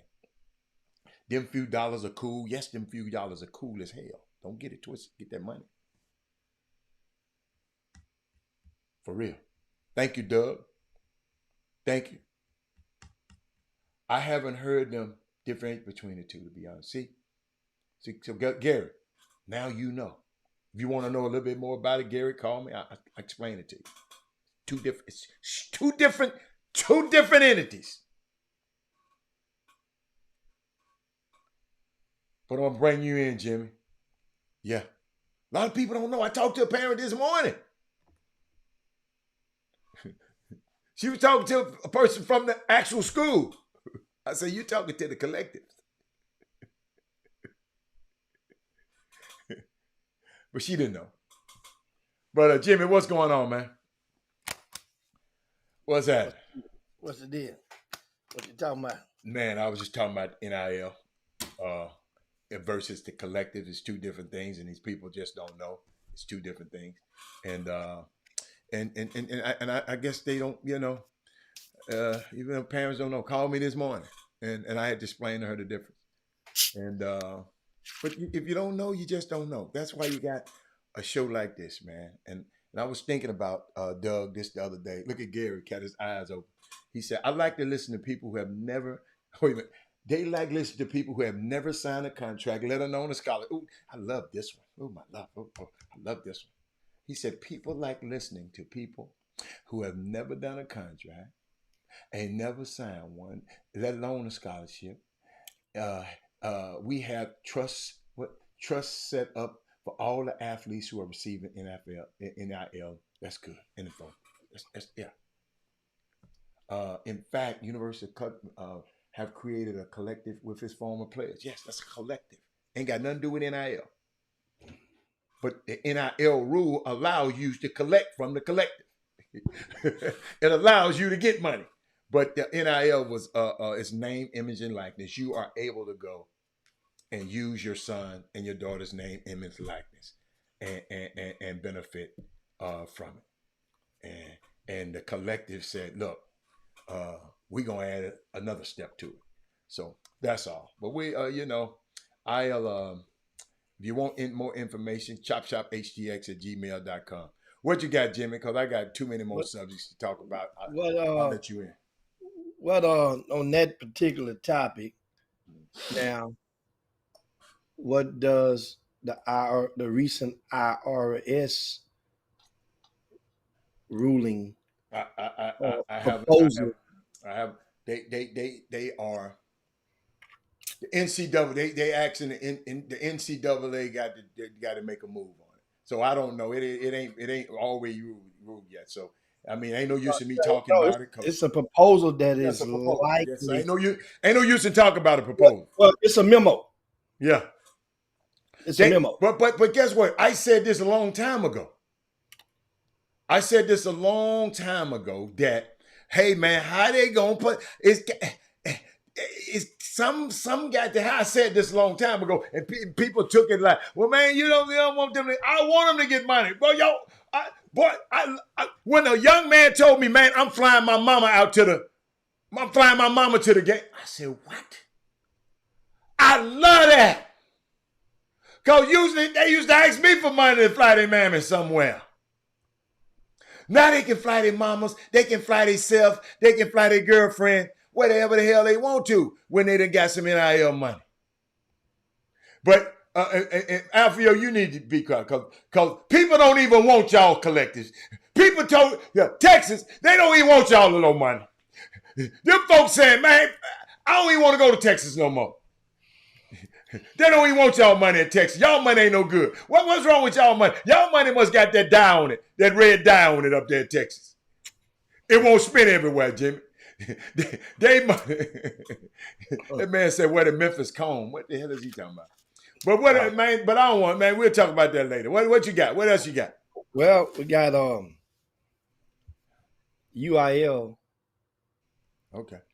Legislation. They are active right now in meetings, and there's some momentum that the governor of Texas is attempting to trying to push through. He's been trying to push through a bill that will become a law, that could become a law that would give taxpayers, families, how would you say it, money to opt if they want to send their kids to a private school. And that money that was normally earmarked for the public schools, they would get like $7,000 towards sending their kids to the private school. So basically, you're going to pay. The state would basically pay for kids to go to private school now, if this bill pushes through. And it would, and a lot of the high schools get their funding is based off of attendance. But it's a trick. And I read up on this about a month ago, and I have to brush myself back up on it, because it's something that's tricky in this that I did not know. If he had anything to do with it, it's tricky. Yeah, but it's a double trick. And here's the thing: it's almost like a double billing. I didn't know. And some of you school teachers out there that probably are more fluent in this, what I'm about to bring up in a generalization of it. Basically, the way that it's currently set up, if a kid transfers to another public school, one of those schools gets like double the money from the kid. And it's like, and so some of you teachers, y'all can take it from there and run with it. But it's and it's kind of weird. You want to ask the person, like, why do they do it? Why does the funding go like that? And so this bill would basically usurp and clean that method up. You're getting paid double. And if a kid transfers, and we don't even know this. Like general common folk don't really know this. But that's weird as hell. That's one thing. Okay. Also, now back to the UIL. They have a proposal on the books. Well, first of all, let's tell you about what they ruled out. They had the votes yesterday, and here's some of the things that somebody tried to push through into UIL law that got vetoed or got overturned or got denied. And that is a proposal to prohibit cheerleaders at basketball games. Can any of you coaches out there explain to me why you would not want cheerleaders at basketball games, but you would want them at football games? I just want you guys to help me with this. This one. Another one is a proposal.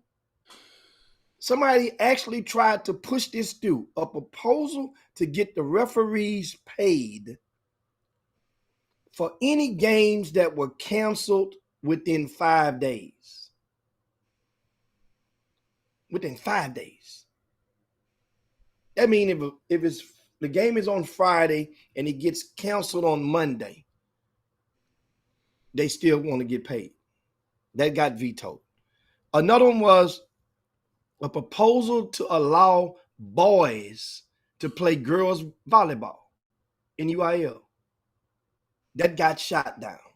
So somebody, felt that, some kind of way, let's let the boys play girls since the girls can play boys. And then, another one that got shot down was a proposal to prohibit coaches from coaching their own child at the school where they are employed. I'm glad that one got shot down. Another one was a proposal to prohibit all athletic activities during the month of July. And last but not least, Doug Smith, if you're listening, that was a proposal on the board that got denied that would have allowed high school coaches to coach 7-on-7 leagues during the summer. So that's some of the things that the UIL during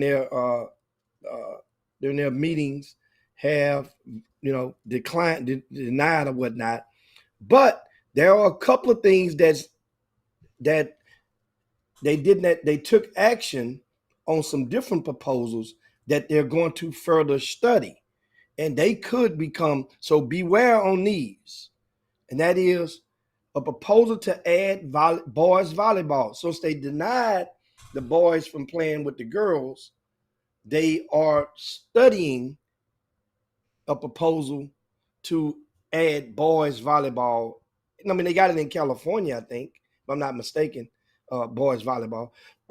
But also a proposal for coaches to coach their athletes in all-star games. As it currently stands, your coaches can't coach their kids in all-star games in the state of under UIL coaches, that is. Also, that December rule where you have to have 5 days of non-activity if it goes over Christmas. That means if you don't play your last game to let's say the 23rd, that means you have to count 5 days that goes over Christmas, and you can't practice or play until 5 days have elapsed. In other words, you must give the kids 5 days off during the Christmas break. Well, they're thinking about extending that limitation rule to the Thanksgiving break. Wow. If that be the case, the Hoopsgiving Classic could be impaired from the rule. It could be defeated. It could be it wouldn't be no UIL teams would be able to play in it. And if that's the case, once again, the Hoop Fest, what Glenn Smith does, could be affected, because if it takes 5 days and his event is normally the day after Thanksgiving, that day would definitely be off limits for teams to play. It would be 5 days, and including the day before and the day after. Stay tuned on this, because they could have shot that down. UIL, this could be in effect. And some of the other stuff that got forwarded to study or relative to other sports such as soccer and tennis and whatnot. Some of the things, and of course, 1A and 2A schools. I think like a 1A and 2A schools, they will allow sixth graders to now play. If they're studying it, they could be allowed to play up with their middle school teams, 7th grade team or the 8th grade team, because a lot of those schools, it's hard to field the amount of participants for those particular sports. Now, once again, it's UIL rules. Yes, Trey Phillips, that's not the National Federation of High Schools rules. That's a UIL implementation if It is they're studying the ones I just said. Everything isn't official yet. And I gave you the ones earlier, the ones that they denied or declined already off the books. Let me see, what else do we have on the docket? Has a couple of things that I'm going to go and look in the mailbag in a second. And I know you guys as well, some pretty interesting thing. Oh, Adam, it was something on social media. And, I kind of storm through every now and then and check on things about a couple of times, once or twice a day. And it was a tweet that caught my attention. And this tweet comes from William Payne, right? And William Payne says he had just spoke with a parent of a 2023, that's a recent graduate, girls basketball recruit. Now, this tweet came from the other day, just 2 days ago, yesterday. And she was going to make her college decision on this coming Friday. It was down to 2 schools. Well, you say, well, she found out today that both schools had taken commitments from other players. And neither called her to inform her that she no longer had the offer. He says it's a grimy business. Just curious, your thoughts on that, Reverend Hatter?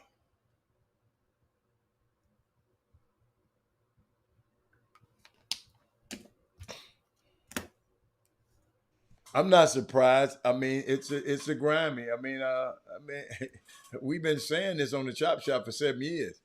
That it's a different animal. But somebody should have informed the young girl about that situation. Somebody could have easily said, "Man, we're going another way."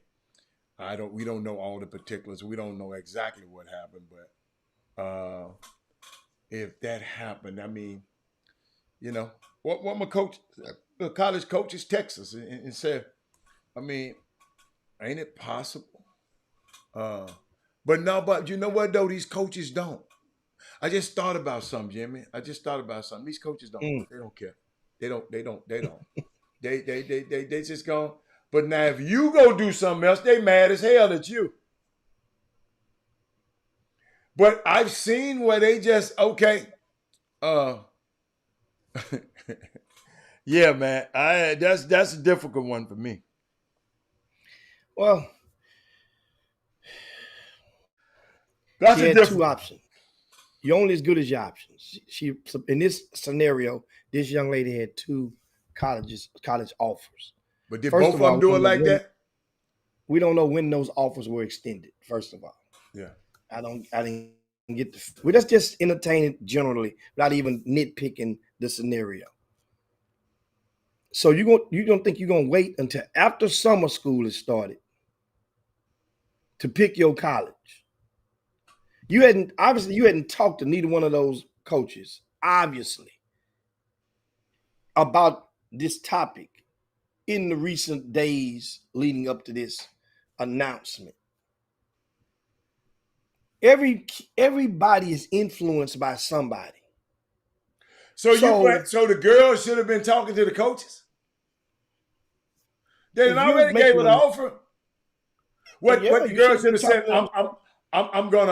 I am going to announce it on this day. Yeah. So you're gonna put it on the kid instead of them grown ass coaches.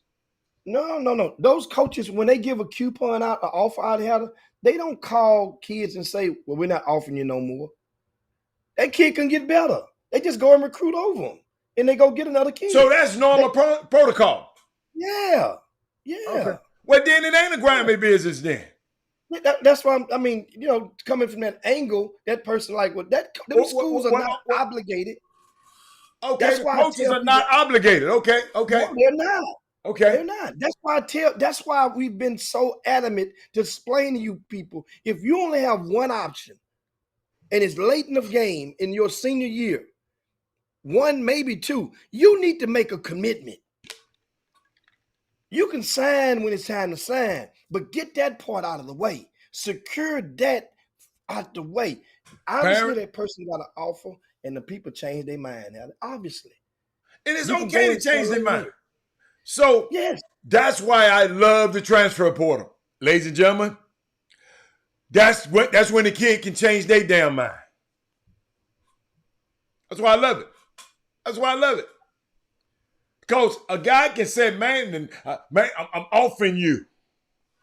But if you ain't committed, now, and I ain't mad at them coaches, because if you half-assing and around here trying to play with all these offers, then, yeah, Jimmy, I ain't gonna lie, I understand that. So that's not grimy to me. Because them coaches got a business to run. That is a part of the business that I think what you're saying now, that the player should be more aware. Mm-hmm. Is that what you're saying? Yes. Hey, homeboy, when these folks offer your little ass, you better understand he gonna offer somebody else too. If that other guy commit before you, Coach, I remember it happened to us. Coach, I told you they was waiting on the little boy from Jordan McLaughlin from USC and playing around with Rob Cornell was. Guess what we did? Columbia, y'all ready? Columbia said, can we fly him up right now? Jimmy, hey, parents, I'm going to show you what it did. Just went to Columbia. Columbia flew Robert and his mom up there. They went to the game. Let me tell you what happened, parents. I told Jimmy probably know the story. Robert and his mama sitting right behind Columbia's bench. They was playing against Cornell. They did it intentionally, Jimmy. I did it intentionally. Who you playing? Cornell. So guess who? Guess what call I got in the layup line? It was right before the game, Jimmy. The coach called me before the game tip off, right before tip off, Jimmy. Tell me, whoa, what's going on, man? I said, man, y'all ain't been calling, dude, man. You know, I ain't finna do your job for you. I don't know what's been going on. Y'all, evidently, he felt some type of way, him and his mama.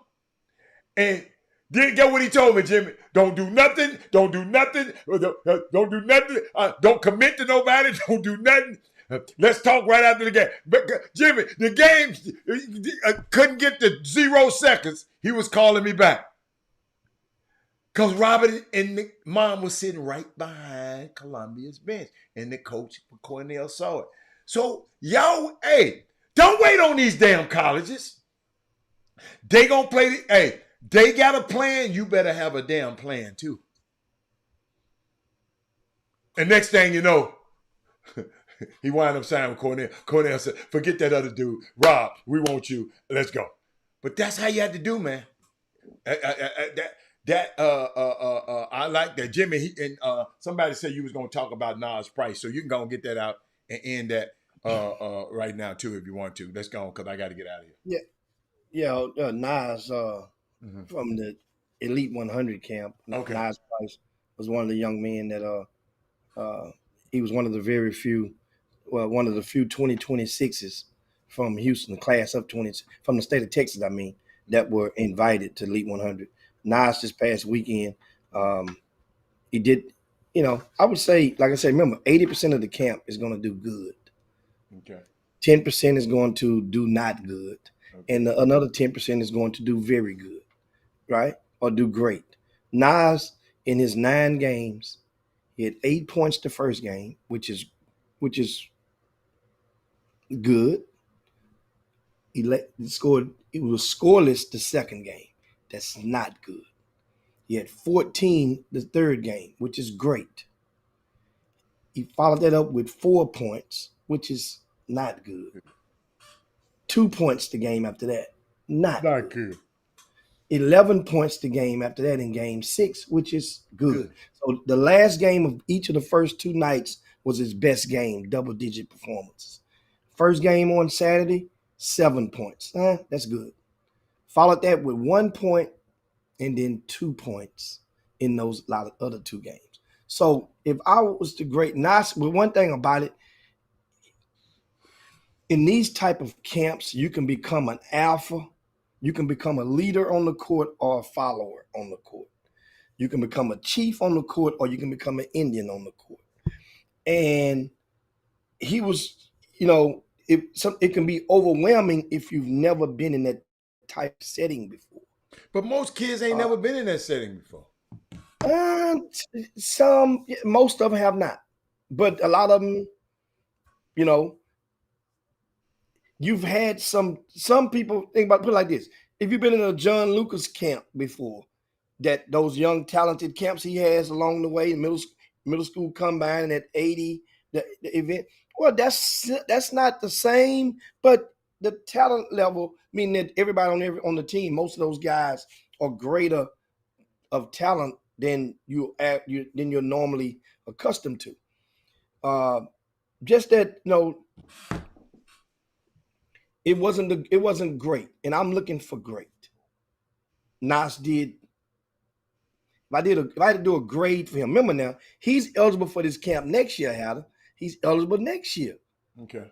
So that means Nas Price should be very seasoned for this camp. He was a rookie in this camp.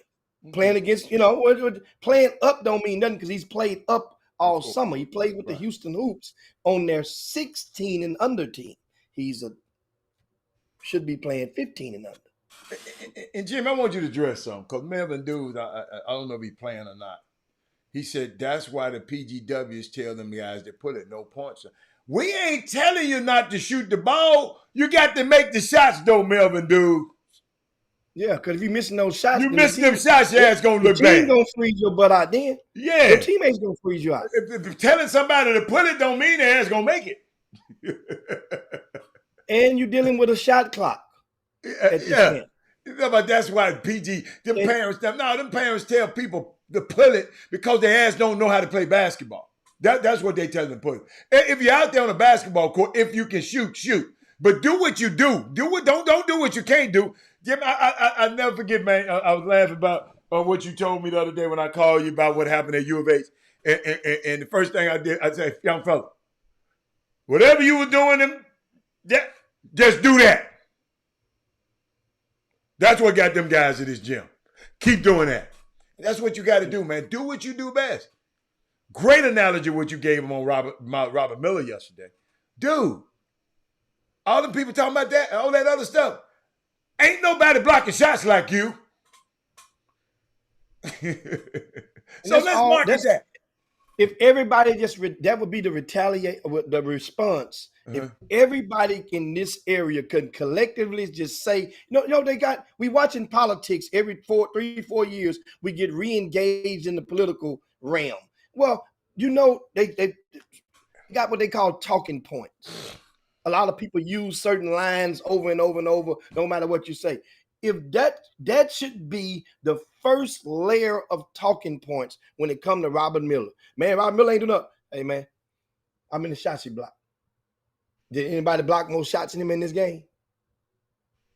He's still the best shot blocker in this region of the United States. And just keep saying it over and over until somebody can prove otherwise, that there's another shot blocker that's greater than him in this region. Remember, Hatter, when he was he's in 11th grade, going to the 12th, right? Remember when Robert Miller was in the 9th grade and we talked about him on the Chop Shop? Mm-hmm. And I brought Robert Miller up. Robert Miller led the state of Texas in blocks per game. Yep, absolutely. He averaged about 6.5 blocks a game as a 9th grader. Yeah, I remember that. Oh, yeah. And that's when I said, that's what I'm saying. People understand something.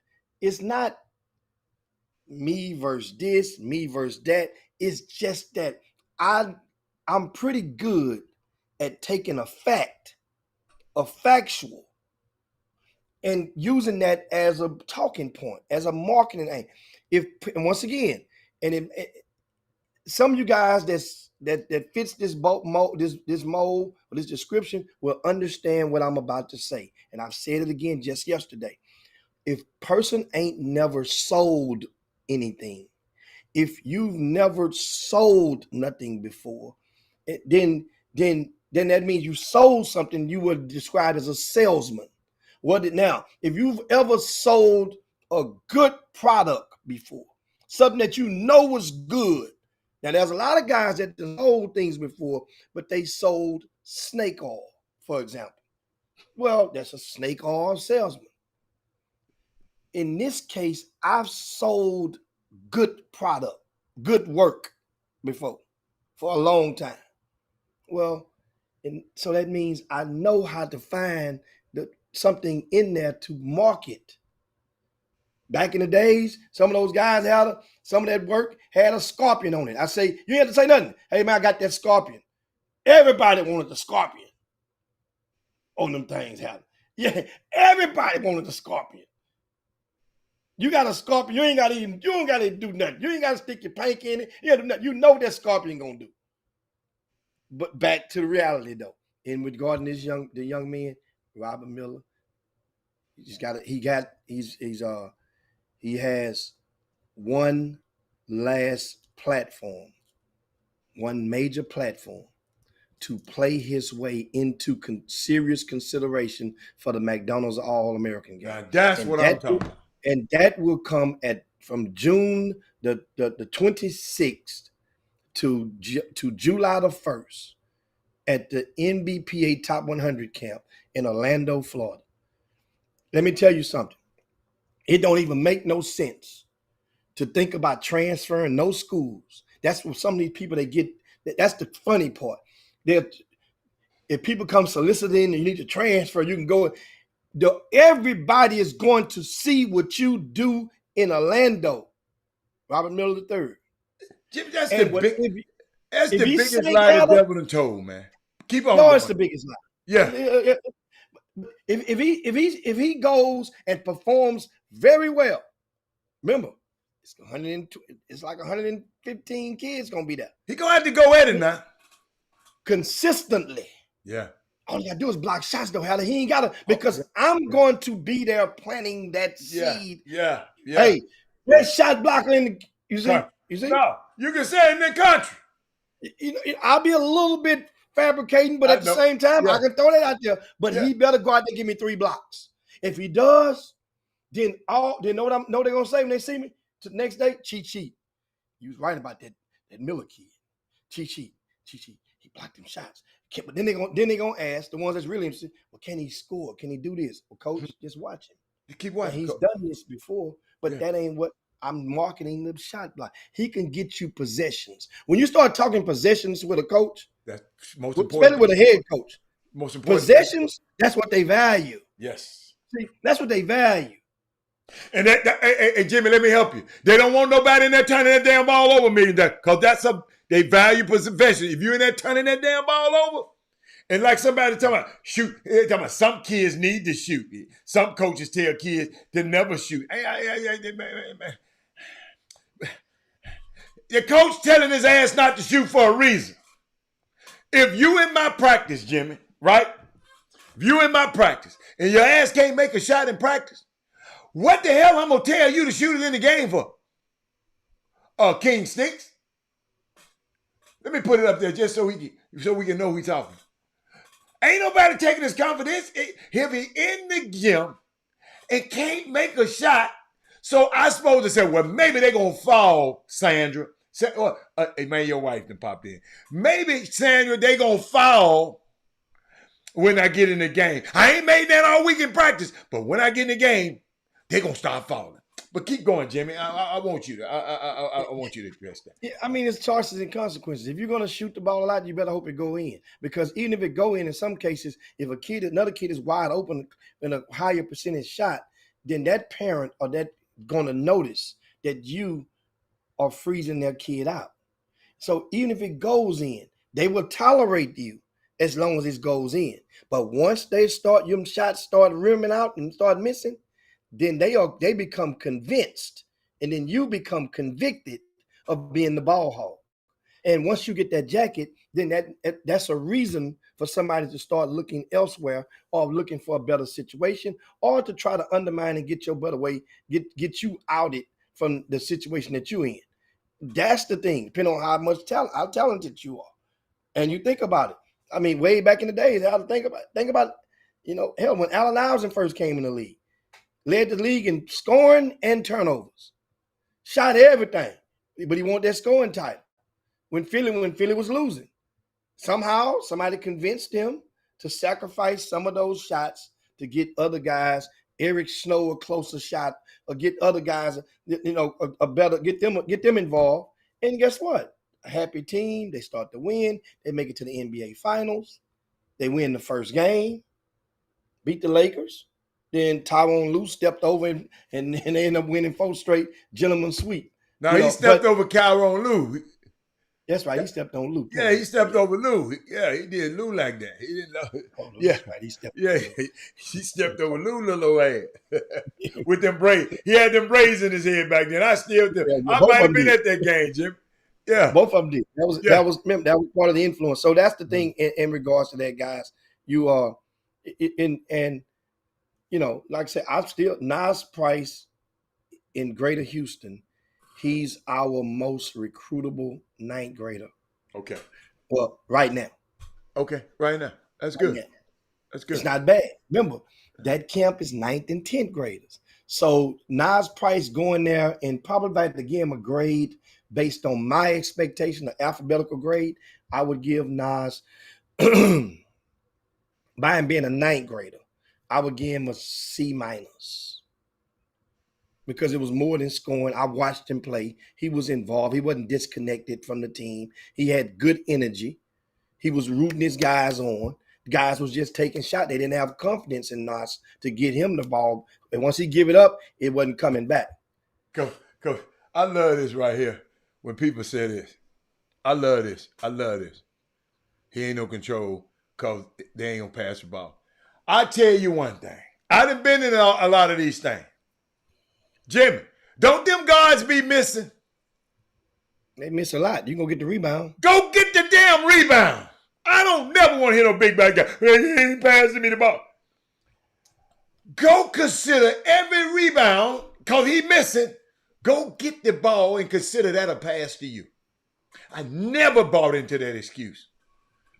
Never. I tell him, big man, your hands should be orange from blocking shots and getting them rebounds and dunking that thing back in.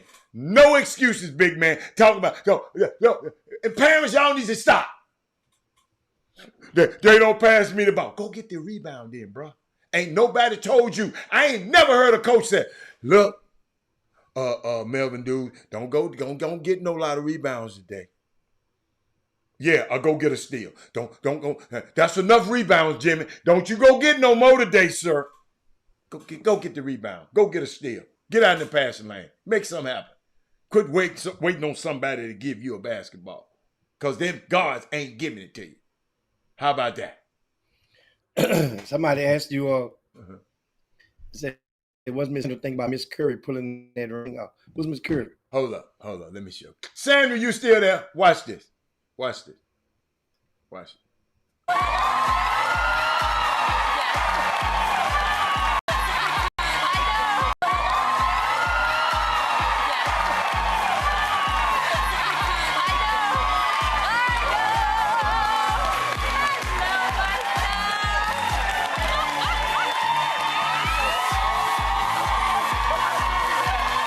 So Jimmy, they bring this half-naked Negro out here, and she go put it on her ring. And Jimmy, you know what I said? I said you can win 4 championships, Jimmy. Become over 100, 2, 3, 4, $500 million, Jimmy, got in your pocket. You know both presidents by first name basis. And you still, hold up, every woman in the world wants you. And you still can't please Aisha Curry. I started the show with that. Because she playing with her, and she might have been joking and playing around, Jimmy. But, Jimmy, Aisha, come on, baby. I didn't like the optics. I put it like this. Optics are everything. She pulling on that, Jimmy, she pulling on that 10 carat. That dude that bought her. For the dude with the shirt off. Girl, if you don't set your little ass down somewhere. That's Sandra. I hope you saw that. That's what somebody said. What Sandra think about that? Man, come on, crazy as hell. But man, let's get out of here, man. What else you got? No, that's it, man. We're gonna get up out of there. Last thing, give you for Rod Wells out there. Alvarez for the Astros is going to be out for about a month. Wow. And Talking about Jordan? yeah. So he's gonna be out for 3 weeks, and then plus 1 week to get rehab. So Send y'all one man team now? No. Okay. We I'm good- just asking. Because you look like you're about to whine.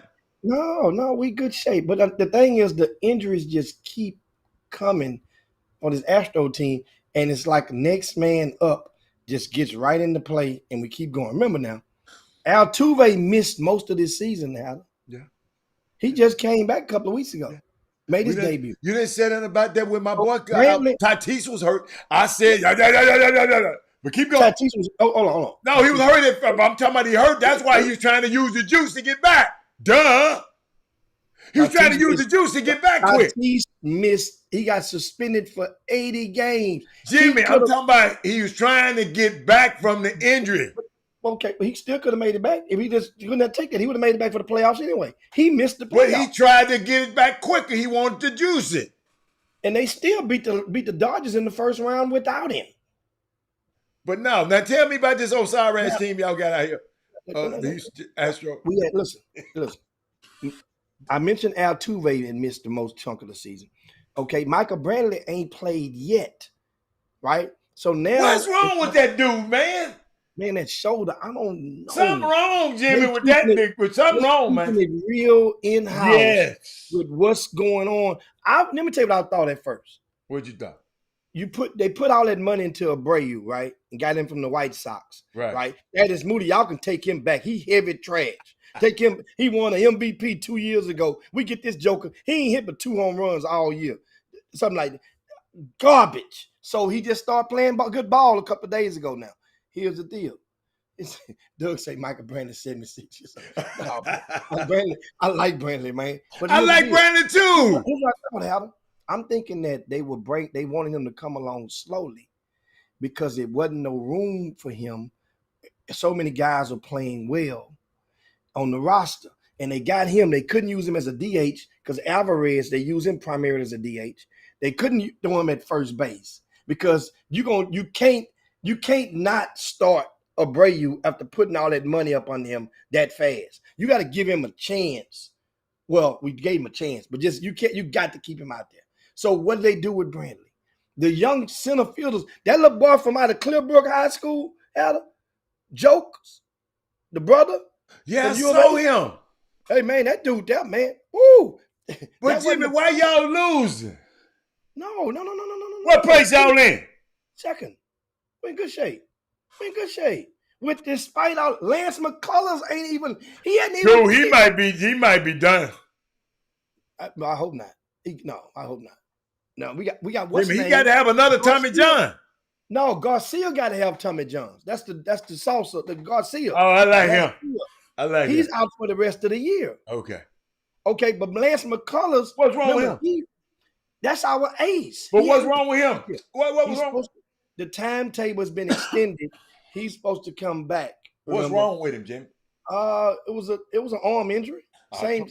I said he might have. I'm telling you. No, he already done had the surgery. But they say he might have to have another one. Somebody told me. We don't know yet. Okay. We don't know yet. They still gauging him. Okay. And then we got Uruguay. He's just coming back. He had discomfort. He's coming back. But guess what? And still, Astros are in second place behind the 3.5 games behind the Texas Rangers. And this team right here, next man up. That's what I'm saying. Hunter, the little kid Hunter, remember we talked about him at the Sugar Land with the Skeeters last year? The pitcher, Hunter Brown. Hell, I forgot him already. He might be rookie of the year. Now I would get in baseball mode a little bit more now. Because I wasn't thinking about them, none of them, until their basketball was over with. So I might get back into them a little bit. Doug talking about little old Dela Cruz coming to town, and he gonna go. Doug coming in. Doug gonna be there this weekend. Yeah, it's funny. It's funny as hell you mentioned that. I actually saw him in person. De La this Cruz. past weekend in St. Louis. I went to the game. I went and watched the game on Saturday, and I got to see De La Cruz get a base hit fast. You know, he throws right-handed, bats left-handed. Alda, this dude right here, he runs just like he got that wild motion of running like Deion Sanders ran those bases. That dude there, that dude there is he got a chance. He got a chance. That man said, watch out for those Rangers. The Rangers. Let me tell you something. Rangers just lost their ace, DeGrom. Remember DeGrom they got from the Mets? Yeah. He gone for the year. Yeah, he hurt. Yeah, he gone. He gone. Yeah, he gone. So it's just a matter of time. It just a matter of time with you got injuries injuries just something else, man. That's a part of the game, though. Part of the game. So anyway, that's your baseball fix for that. And the Oakland A's, the fans had been boycotting them because they're gonna go to Vegas. Yeah. So the fans, they did a reverse boycott, which is stupid. That's what they just called it, gave it a name. Basically, saying they got tired of not going to the ball games, missing all these good teams coming to town. So we're gonna go to the game, but we still boycotting. That's a reverse boycott. That's what they call it now. You go figure that one out. But anyway, guys, it is definitely about that time. Slide down Dino's back. Yabba dabba do this thing. Baseball, the NBA draft. We are what? How many days away, Adam? 7 days? Yeah. About 7. Next Wednesday, I think. Yeah. 1 week away from the NBA draft. Mm-hmm. And it's going to be interesting. A lot of the rumors and that's going to come up, and people are going to start. It's going to be a trade that's going to be made. You can rest assured. It's going to be a couple of trades going to be made. Somebody going to move up. Somebody going to probably move down on purpose. And it's going to be some furniture moved around with a lot of these players. It's going to be intriguing to see. Rockets have the number 4 pick in the draft this year. Who they're going to take. That's a bad pick, man. That's a bad pick to have in this draft. That's a horrible pick to have. And guess what? Victor Wembanyama, he's not going to play in the summer league. And I thought he was going to play in the second one. He's going to play in nothing. So he ain't going to play at all. He ain't coming across. They just sent a contingent of doctors, San Antonio, over to make sure he all right. And to check everything, make sure the wheels running and everything. Well, they don't want him to become this year's version of Chet Holmgren. No, they're doing right. Well, Chet Holmgren got hurt in the game though. Well, yeah, I'm just but in the preseason game though. Oh, they're gonna play him then, but they just said somebody called me and said, Rob, because I was excited about going to a summer league. They said, hold on, Rob, I don't think he's coming. There's somebody in the NBA office. They told me, Rob, I don't think he's coming. I don't think he's coming. Yeah. Yeah, because initially they said he was going to play in Sacramento. Yeah. Make his debut in Sacramento instead of Vegas. And so Sacramento is first. And they might be hiding him. They don't, they might. That's a smart thing. I wouldn't let him play. If he's my client, he wouldn't play. I ain't going to tell you no lie. No. No, sir. I mean, we playing so you duck season then. I'm a duck. You know why? I don't get paid to play in the summer league. I ain't getting paid to play until regular season starts. That's when I'm going. If I was San Antonio, I would never play. I wouldn't. Not him, because he's supposed to. That's Victor Wemby. That's Wemby. I wouldn't play. But the Rockets got a bad draw, man. Because I don't like nobody who they might get. I don't. I don't like the rest of these guys. I don't like Wemby. I don't like but 2 players really, Wemby and Brandon Miller. And I know them 2 gone like a turkey through the cone. He said you are correct, Hatter. He's not playing. I mean, just somebody from the NBA office just told me this morning that he wasn't playing. I ain't seen no reports yet. But these people usually very, very, they say he ain't gonna play. Yeah. But it's all good. It's all right. He'll be all right. He'll be all right. Look at Paul Miranda. I gotta throw something at you. What you got? Come on, Paul. Throw it quick. Come on, before we get up out of here. Come on, throw it quick. Come on. Throw it quick. Rockets did all that losing for nothing. Kelton. Yes, sir. Say, what do you think about what Doc Rivers said about that James Harden, your homeboy? Man, That right. Hey, man, you know, hey, Jimmy, that's a sensitive subject to me. You're not finna get me. No, I can't win on that one. I'm not gonna let you talk. I'm not talking about none of that right there. Yeah. You see what Doc, you see what Doc said, your homeboy? Doc said, your homeboy, Doc say, all I know is in the second half of the season, that dude started scoring a whole lot more and our team changed. I just told y'all that. We just talked about this topic about you can shoot all the balls you want. It's going to come with it. You can still piss off your teammates shooting all them balls. He started scoring more and the team changed. Remember, James Harden was leading the league in assists at the All-Star break. Did he make the All-Star game? Yeah. Did he make the All-Star team this year? That's the first time in the history of the NBA that a guy had been leading the league in assists and didn't make the All-Star team. The press don't like it. But you know what? They like them. I don't like Paul Miranda.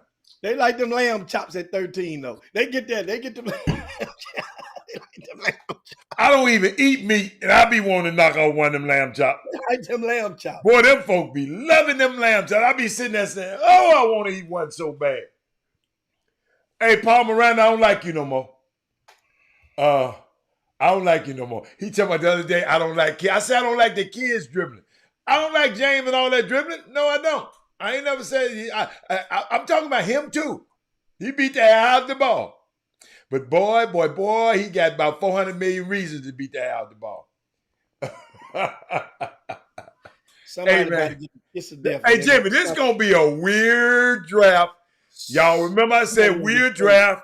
It's going. Hey, Bradley Beal is gone. Bradley Beal. Yeah, but look how much he make. No. But I'm just saying, yeah. What's the boy there? I think. What's the boy from? Oh, the boy from Portland. I wouldn't give up that much for him because he's too old. Oh, Dame? Yeah, I wouldn't give up that much for him. He'd made a lot of money. He making about the same as Bradley Beal making. He said the closest. What he said? The closest, I guess, lamb chop is Vic and that. Yeah, but they can't mess with that. He must have meant the coldest. He might have meant the coldest. The coldest, no. The coldest, no, dude. Just take your ass to go to 13. Evidently, you ain't been to 13. That's all I can say. Talking about the coldest lamb chop at Vic and that. I ain't never heard nobody saying I'm going to Vic and Anthony. I want a lamb chop. I go to Vic and Anthony because I want one of them steaks, but I don't eat steak. But I want they crab cake and they lobster tail. But if I want a lamb chop, it's people all over the country telling me they coming to town to go to 13 for the lamb chop. So I don't know, Kevin. Go there first, and you let me know. Kyrie Irving coming to Houston. Please don't let Kyrie Irving come to you. Hell no. You remember, Jimmy? I said I'm gonna start cheering for y'all. But if Kyrie's coming, no. But didn't this coach, wasn't he on the bench when Kyrie played there? Yeah. No, he wasn't on the bench. He was at Philly. He was at He was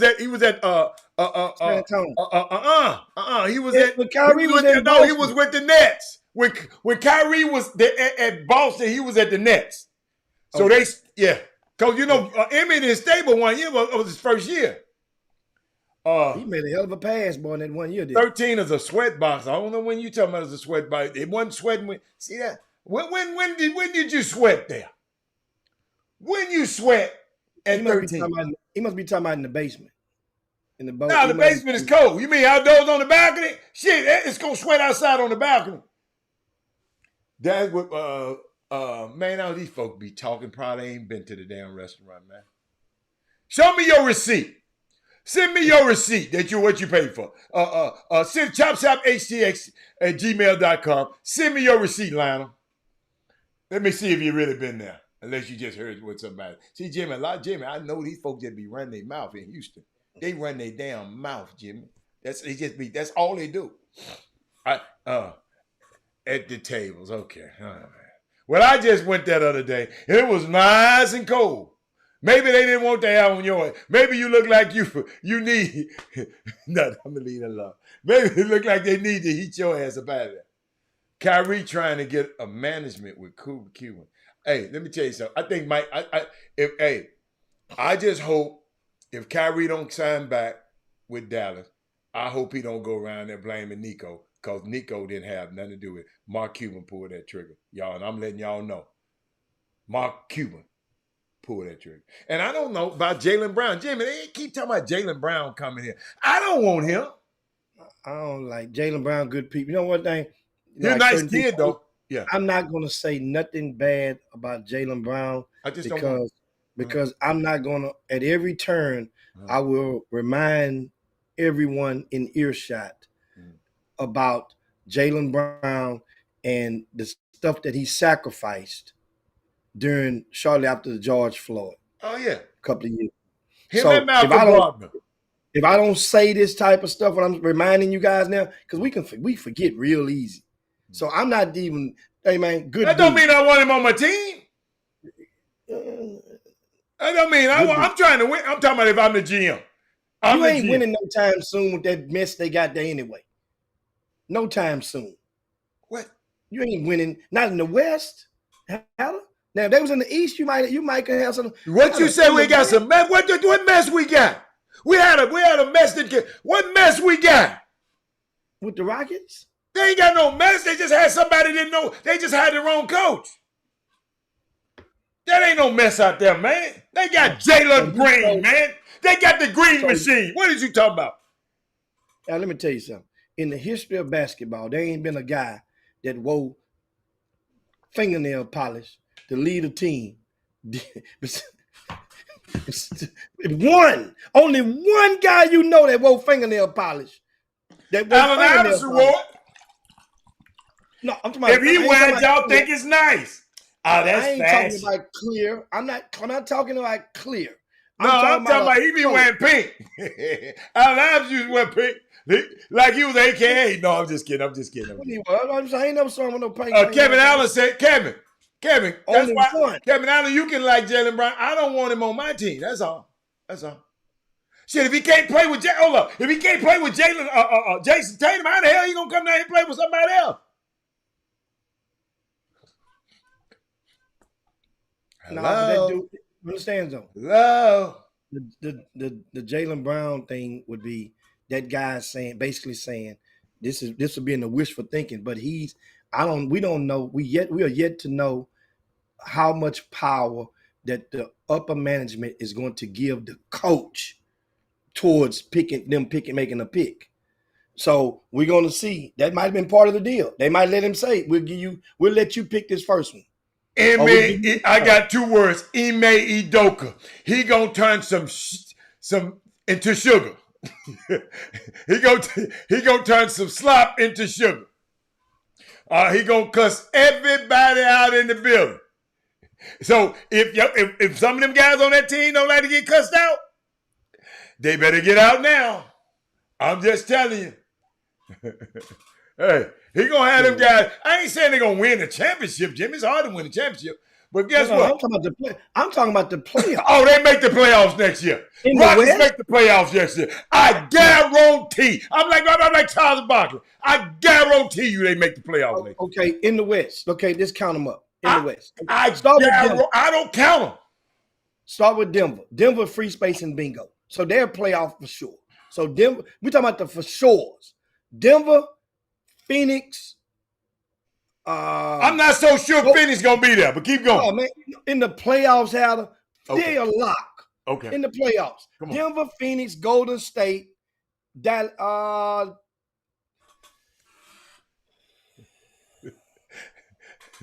Clippers.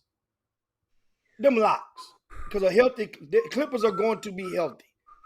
And they ain't never been healthy, but they're gonna be healthy enough to get in the playoffs. But keep going.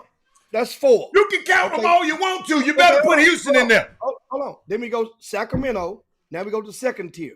Sacramento, OKC Thunder. They made it in the playoffs in the play-in without Chet.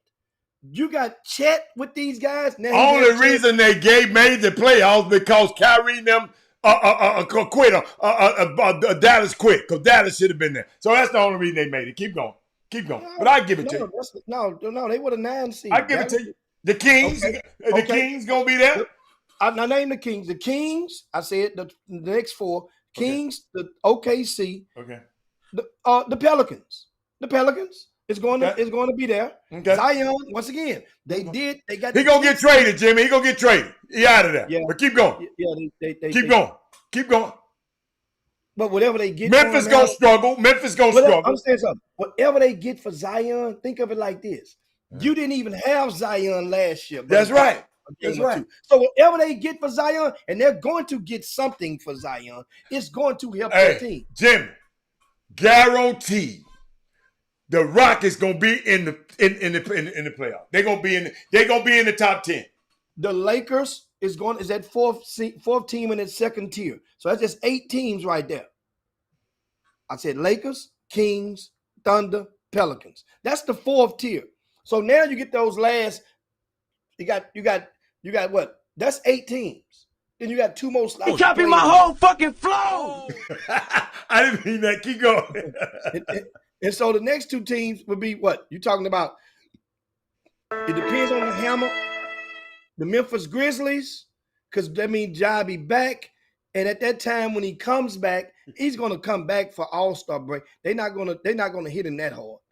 I'm thinking they'll hit him, I don't think they would take him all the way past the All-Star break. I'm finna tell you how many they gonna hit him, Jimmy. Watch this. I'm finna tell you how many they hit him. Wait, just how many they gonna hit him. 15, 30, 37, 38, 45, 47. 15. That's how many they gonna hit him with you. 37, 38 to 45, 47. Jimmy, hey y'all, I'm a Rocket. You know what? I gotta go get me some Rocket gear. I'm finna go down to the Rockets place right now after the show. I'm going to get me some Rocket gear right now. Guaranteed. Yeah, they don't make the playoff this year, boss. Emmy gonna have them in there. And Dallas Mavericks would be Dallas Mavericks in that hunt for. You talking about Dallas? Then you have Dallas and you have.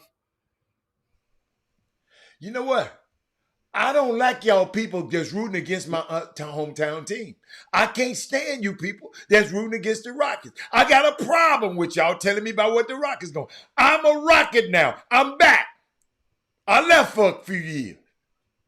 Say, understand something. Now that Ja Morant, you got the little Jones kid came off the bench behind him, and he spelled him when he was hurt a lot. He was hurt earlier this year. The kid from out of Minnesota that went to Duke. Yeah, Jones. Tyson. Yeah. Who was after Jones? Who was the third guy off the bench or the backup for Jones when Ja was out? Who at the point guard? I forget. I don't pay them 10. We don't get down that far. Guess what? Ish Smith might be on that team. He on a team a year. He on a 1-year deal every year though. Ish Smith gonna be on somebody's team next year. Well, him and DeAndre Jordan. Him and DeAndre Jordan gonna be on the team next year. Hey man, remember I told y'all that. Guaranteed. They in there. Kevin Allen got a nickname for Emmy. Kevin Allen got a nickname for Emmy. He call him Emmy U Stroker.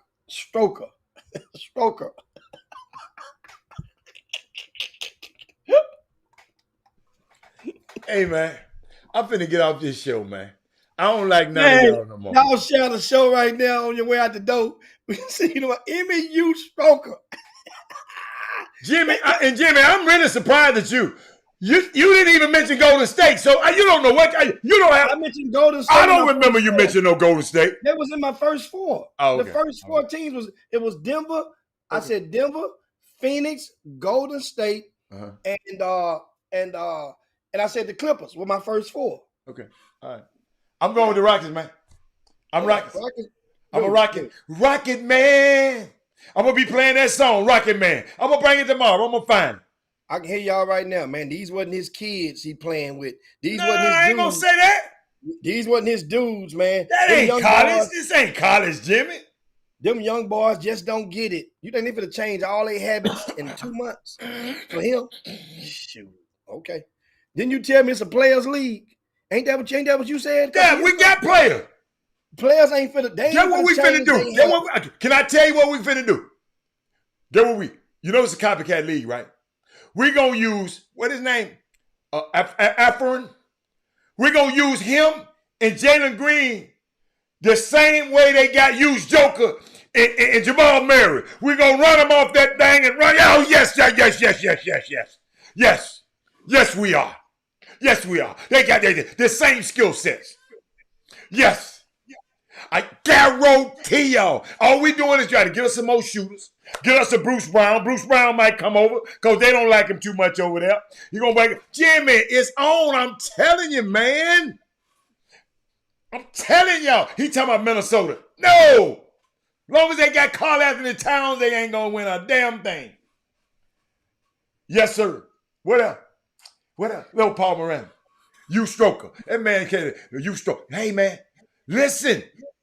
I can't pronounce his name. Afron, that's what it looked like. Jimmy, him, and Jalen gonna work that two-man game like them two boys. Yeah, like Joker them. Yeah. So you saying that Afron is Joker? Yeah. MVP candidate then? Huh? Yeah, he's Joker. He's the Joker, Jimmy. I'm telling you, Jim. Don't click off the screen now. I'm giving you all this information now. So then y'all gonna be saying, Hannah said, no, you gonna say, well, I agree with him. When we got off the air. Hey, y'all, he ain't gonna agree with me. So don't let his ass say that next year. It said meet the meat.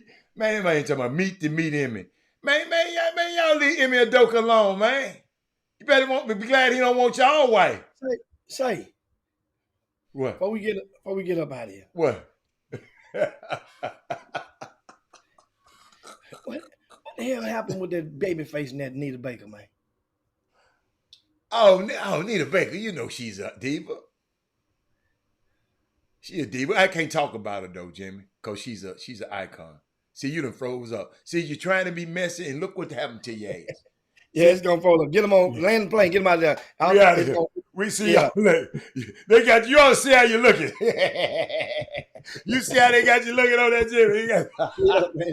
Jimmy. We out of here, y'all. I'll see y'all tomorrow. We out. Bye. Hit the button, Robert.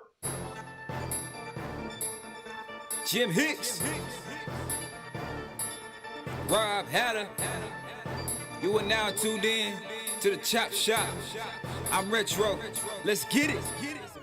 We in the Chop Shop. We live in the Chop Shop.